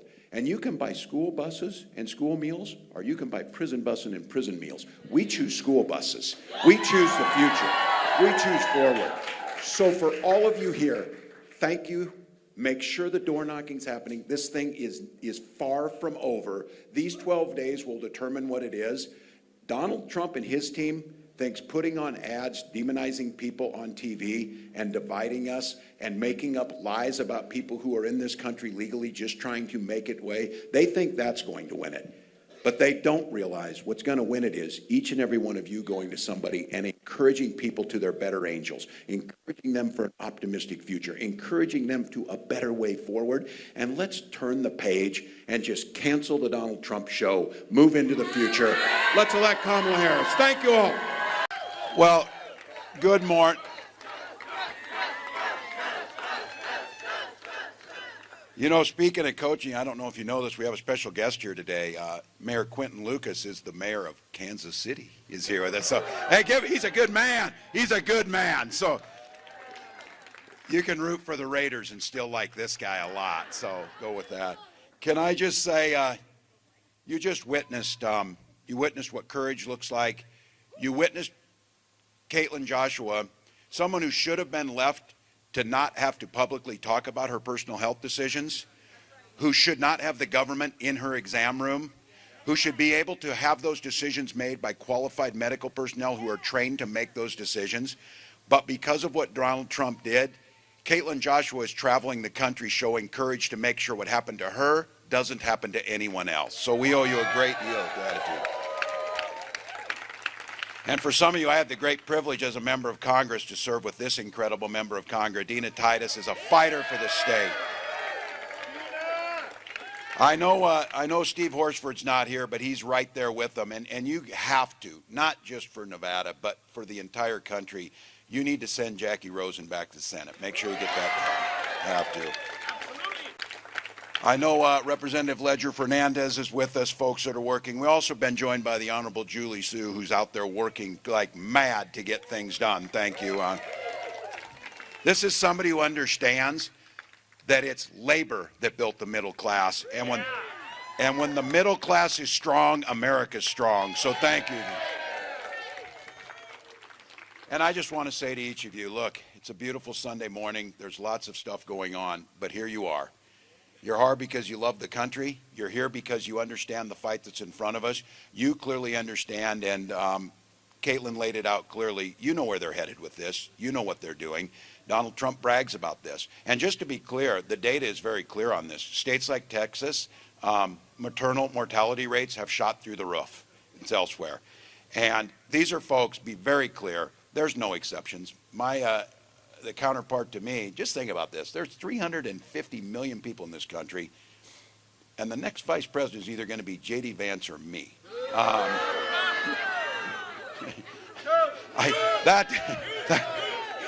I lose sleep over that.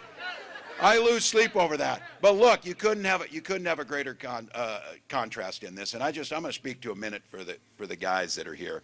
My pro tip of the day for the guys, which it's obvious many of these guys already figured it out, is if you want to have things work well for you in life, surround yourself with smart women and listen to them. That's what you do, and listen to them.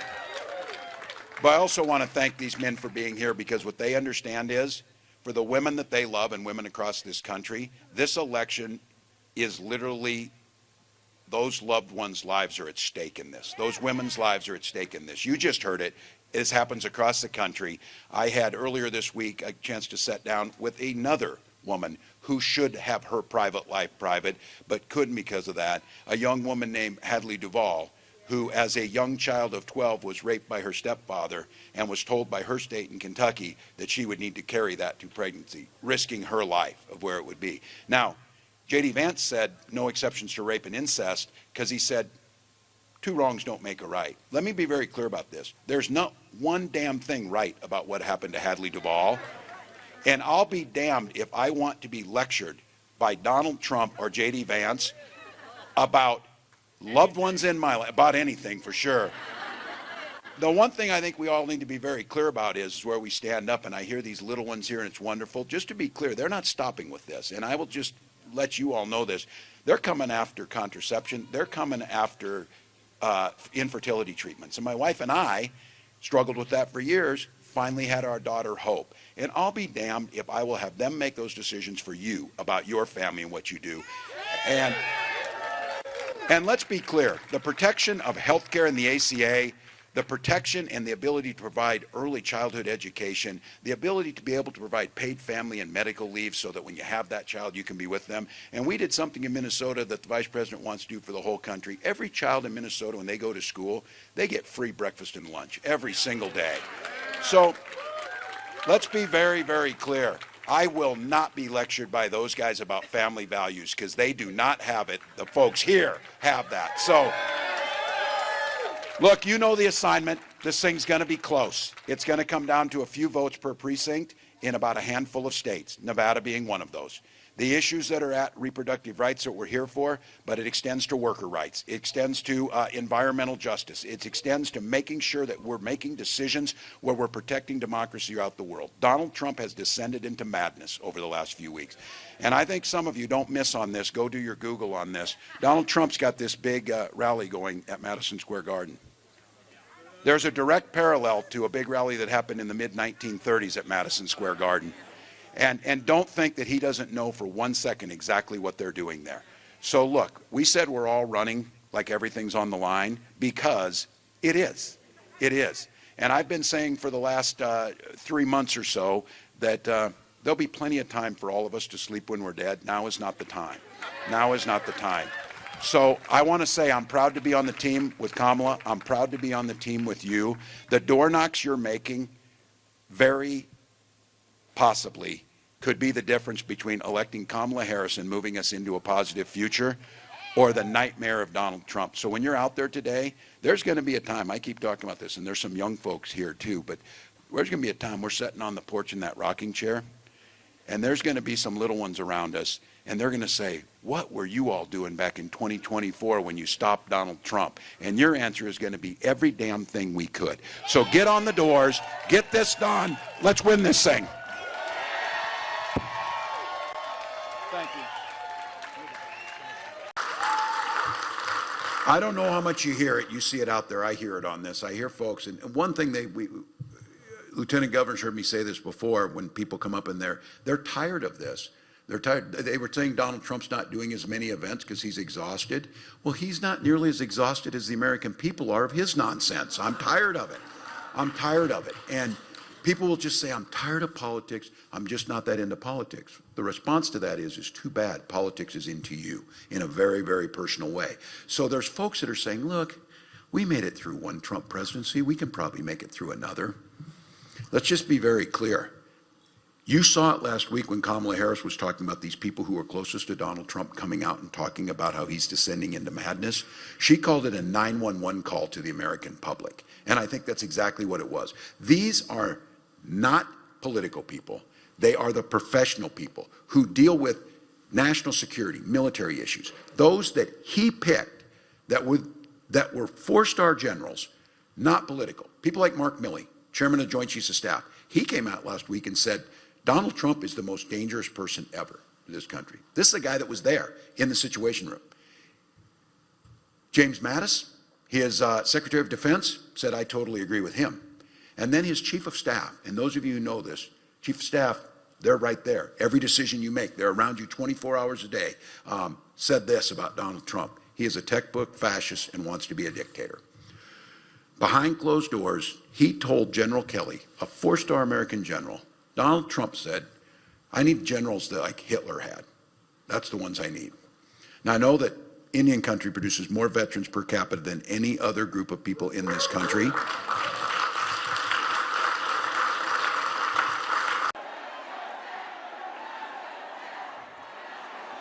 Look, you know we're running everything on the line. Thank you all. Look, you know how hard we're running, and this idea, people are saying, why the intensity? Why running so hard? We are running like everything is on the line because everything, it is. Look, I know you hear this. You hear it from people say, look, we survived Donald Trump's first presidency. How bad could it be? We can make it through another. That's right. The complacency of that is what's dangerous. We know it. Finding the courage to come out for some of these folks to speak out and sound the alarm. You're hearing a lifelong Republican in Ana Navarro saying, this guy's wrong for America. And look, the last several weeks, Donald Trump is descending into madness. You have heard the people closest to him, and the vice president calls it a 911 to the American people. Because this Donald Trump, those insiders say this Donald Trump is not the Donald Trump of 2016. That's not the Donald Trump who's running today. This Donald Trump called for a termination of the Constitution. This Donald Trump stood there and said and will not back down, he will send the United States military after people who do not support him. He's talking about today, he said the enemy within is more dangerous than the dictator in North Korea with nuclear weapons. Now look, I know I'm on the top of that list, but don't kid yourself, you're on the list too. That's how they are. So now look, we're giving you a plan on this. We know what that guy is, but we need to give you something to vote for, that clear plan. And so for those undecided members of your family, let me tell you exactly what Vice President Harris is proposing on this. A strategy for manufacturing that builds on those historic investments of the bipartisan infrastructure law. Thank you, Congressman, for that. The CHIPS Act. Thank you, Congressman. Science Act and the Inflation Reduction Act.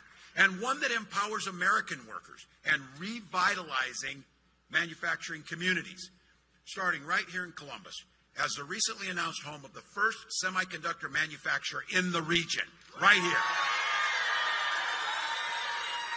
Those are real jobs for real families. So we did this up in Lansing, Michigan. Senator Vance called that table scraps for people. 650 good union jobs that people use to put food on their table. He called table scraps and said they would pull that money back. We'll cut the red tape to unleash the full potential of American industry so we can build more factories faster than we have before. Manufacturing tax credits to ramp up investments that create more jobs in strategic industries that are essential to our growth and national security. And these tax credits will reward companies that guarantee workers the right to organize. And something we did in Minnesota, Vice President has talked about this, eliminating unnecessary degree requirements while increasing skill developments for 500,000 federal jobs. Folks in here, a goal of doubling the number of apprenticeship programs and other training opportunities. These lead to good-paying union and good-paying manufacturing jobs, and we'll do it by the end of the first term.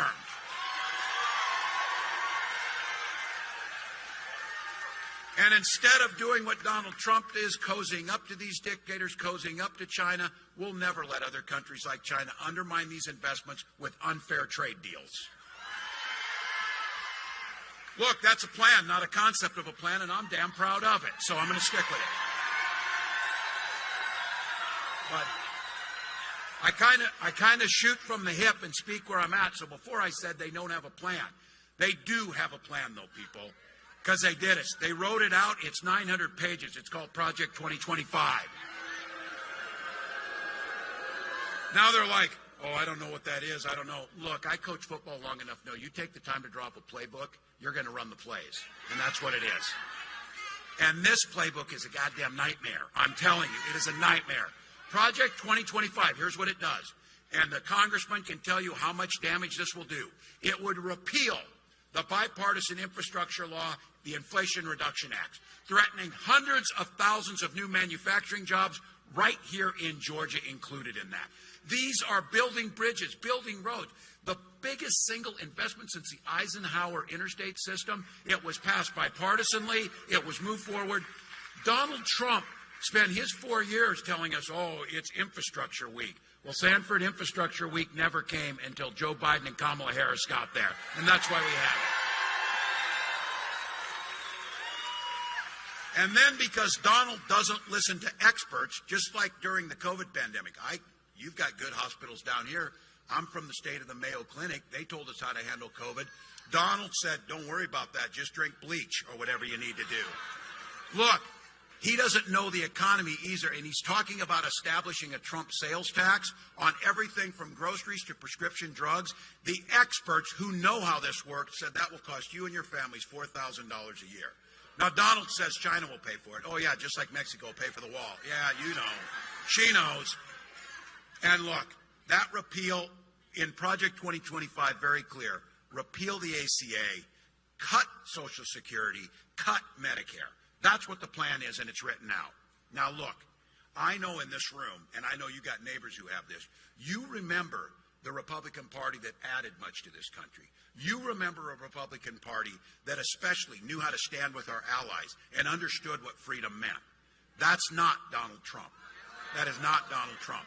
What he means is, when he talks about freedom, he means government should be free to be in your exam room, to be in your library, to be in your bedroom. I know Georgia has the same rule we have in Minnesota. Things work better if you just mind your own business and stay out of mine. I don't want any politician in my bedroom, certainly not Donald Trump. I can tell you that. Look, when Kamala and I talk about freedom, this is pretty simple, and this is the old Republican Party. This is where independents are at. Freedom means that the government should stay out of those decisions. You should make them, and she believes that. Freedom for seniors to retire with dignity by strengthening Social Security and enhancing Medicare. It's a simple process. And I say this as not just a governor or a candidate. I say it as a father, as a teacher. The freedom to send our little ones in their best clothes off to school to be kids and learn without being shot dead in their classroom. That's what we need. I know this as a veteran, as a hunter, as a gun owner. Kamala is a gun owner. We know this. We can uphold, we all here, we can uphold the Second Amendment while upholding our first responsibility to protect our children. You can do both.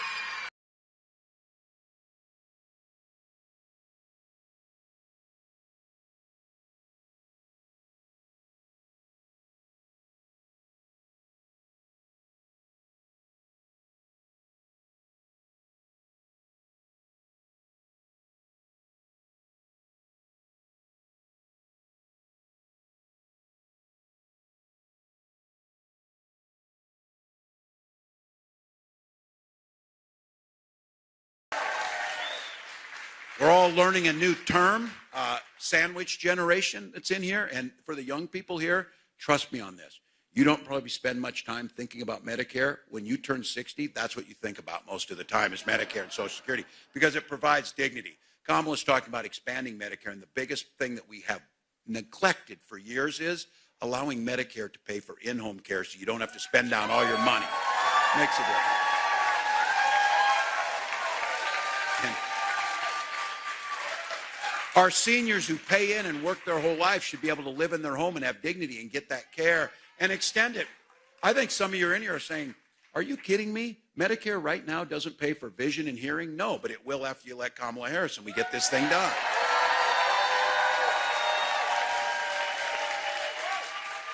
My nearly 90-year-old mom got her hearing aids a while back, and for some of you, your parents are a hell of a lot more fun when they can hear. Trust me on this. I've seen it.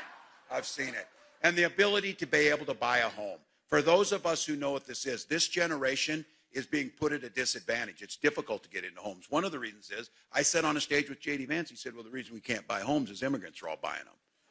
And I'm thinking to myself, where are they getting the money to buy it? You know, it's got to do it. You know what the real reason is? We got speculators buying them up and jacking up the prices because they trade these things. That's what they do. So we make sure that doesn't happen, and we make sure that there's a credit on the front end for a $25,000 down payment and get folks into their homes and get them started.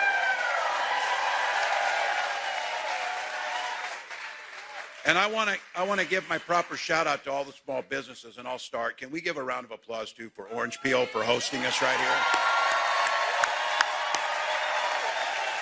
Thank you. Look, to get started, give some grant credits up front and then a $50,000 tax credit. The average small business costs about $40,000 to get off the ground. We give your belt and have you achieve the American dream. So look, we don't have a concept of a plan. We have a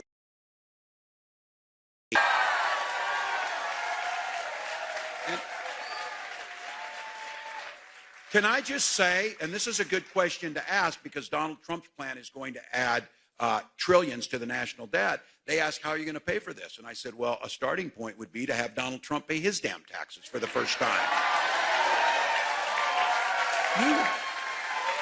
You tell me, 10 of the last 15 years he hasn't paid federal tax, but he tells us every day how rich he is. How does he think we pay for our police and our teachers and our firefighters and our roads and our water treatment plants? That's what we do together. We pay our taxes. They need to be fair, and those at the top can pay their fair shares, and the middle class can thrive. Because I'll tell you what, we have a saying in Minnesota about the economy. When we all do better, we all do better. And that's what we believe. That's what we believe. Now, look, Winston Churchill had a saying about this. He said, this government the Americans have is the worst form of government except for every other one that's ever been devised. It takes work. No one said it would be perfect. But look, in this country, we used to have two functional parties.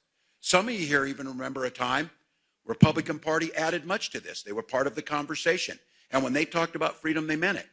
Donald Trump, on the other hand, when he talks about freedom, freedom to be in your exam room, freedom to be in your bedroom, freedom to be in your library or telling you what you should read or be able to watch.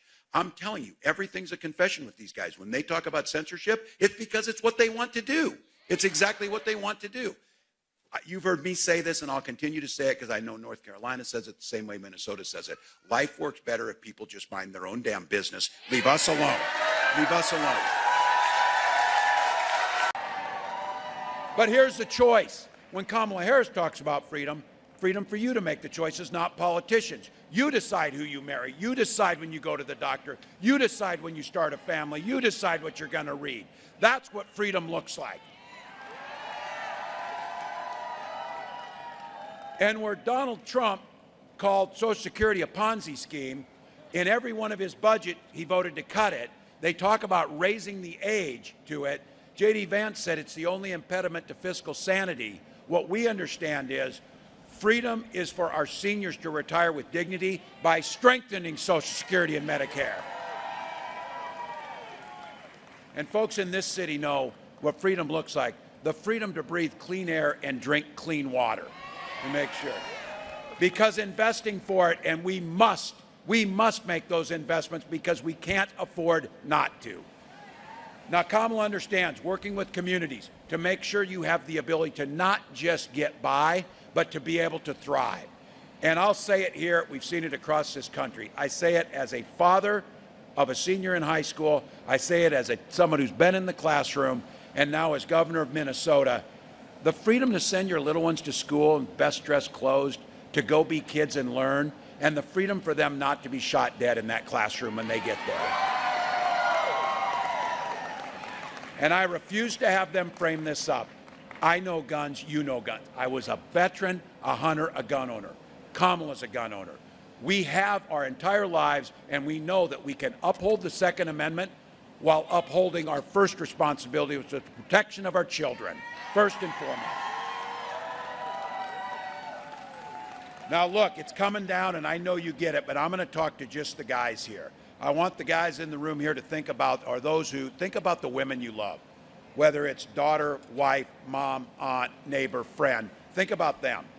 And when you think about what the next 4 days in this election means, their lives are literally at stake in how this election goes. Donald Trump's the guy who appointed the Supreme Court justices who overturned Roe versus Wade. He brags about it, and those women you're thinking of right now, they have fewer rights than their mothers and grandmothers had because of Donald Trump. 20 states have Trump abortion bans. Yesterday, and this nightmare continues on with him as he spirals down. Yesterday, he told us he is going to put RFK Jr. in charge of women's health. And he told the women here that he would be your protector. And he added, he said, I quote, I'm going to do it whether women like it or not. Which is pretty much what he's done his entire life. Well, now we're seeing it. Women turned away from emergency rooms, miscarriaging in parking lots, whether they like it or not. Survivors of rape being forced to carry those pregnancies to term, whether they like it or not. Fertility clinics having turned couples away at the door, whether they like it or not. This is personal for me and my family. We had fertility issues, but we had fertility treatments, and we had our beautiful daughter. And I will be damned if anyone in this country should be denied the right to have their family of their choice. When Congress and we get the majority back in the House of Representatives and hold the Senate, and we restore reproductive freedom, Kamala Harris will sign that bill into law. Folks, it's pretty simple. Kamala Harris and I trust women. And I have a feeling that women across this country of every age, of either party, are going to send a loud and clear message to Donald Trump next Tuesday, whether he likes it or not. Look, I suppose 4 years ago, if you were a billionaire like Elon Musk, things were just peachy because you got a tax cut and we got screwed, the rest of us. That's the way that worked. Now, Trump says Elon is going to be his economy czar. He's got ideas, but he says, look, to fix this economy, we're going to have to crash it first in order to save it. But look, he was trying to be helpful. He said, for all of us, for Americans, you need to be prepared. You're going to have hardships when we do this. And the question all of you are asking, what in the hell does a billionaire know about hardships? Look, he'd also told us he's going to help balance the budget. Here's how he's going to do it. He's going to cut $2 trillion from discretionary spending. Now, for some of you, this budget gets kind of big and all that, but just to give you an idea of what that means, all the discretionary spending that the government does in a year is $1.6 trillion. So just to be very clear, at least they're telegraphing what they're going to do. If they do that $2 trillion cut, it means they cut Medicare and Social Security. That's the only way they can do it.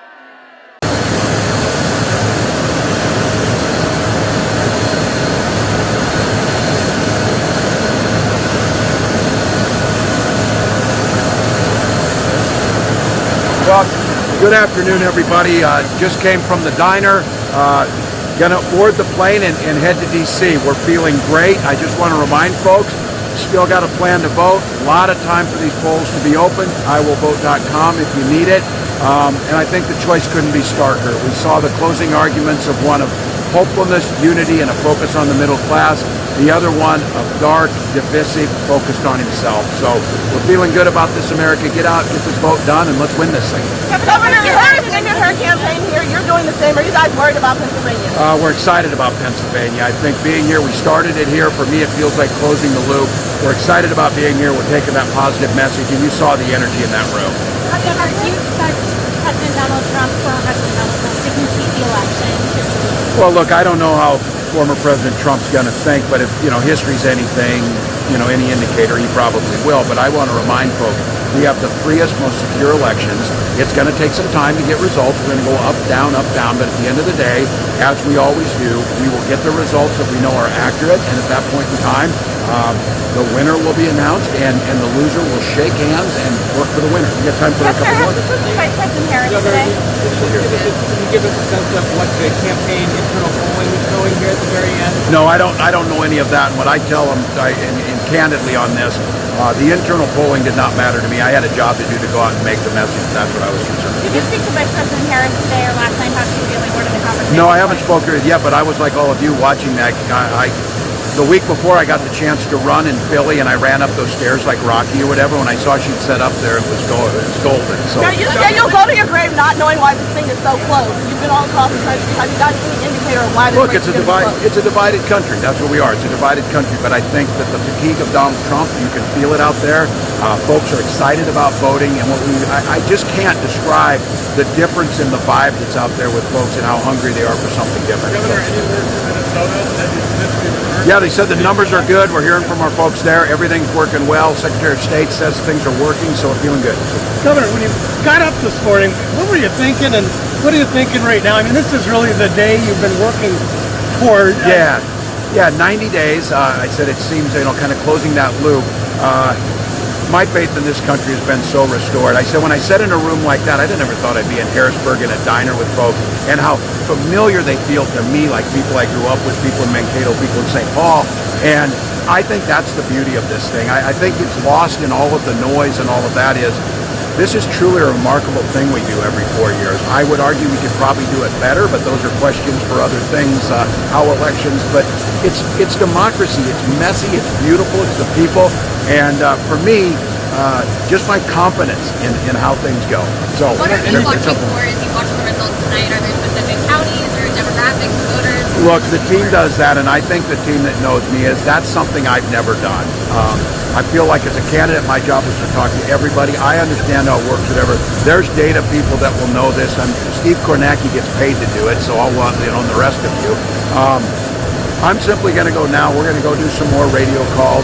I'm going to take a big, long run and then get back together, and then our team will start putting those numbers together. But look, I would end with this and tell people, this will be won by 1 or 2 votes per precinct in places like Pennsylvania.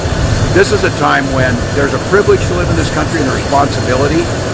Get out and vote. Exercise that freedom. Exercise that vote. And choose what you know is right, I would ask people. That the opportunity of hopefulness, unity, forward-looking versus this absolute chaos of Donald Trump, we're going to turn the page here. So thank you all. Are you going to make out with the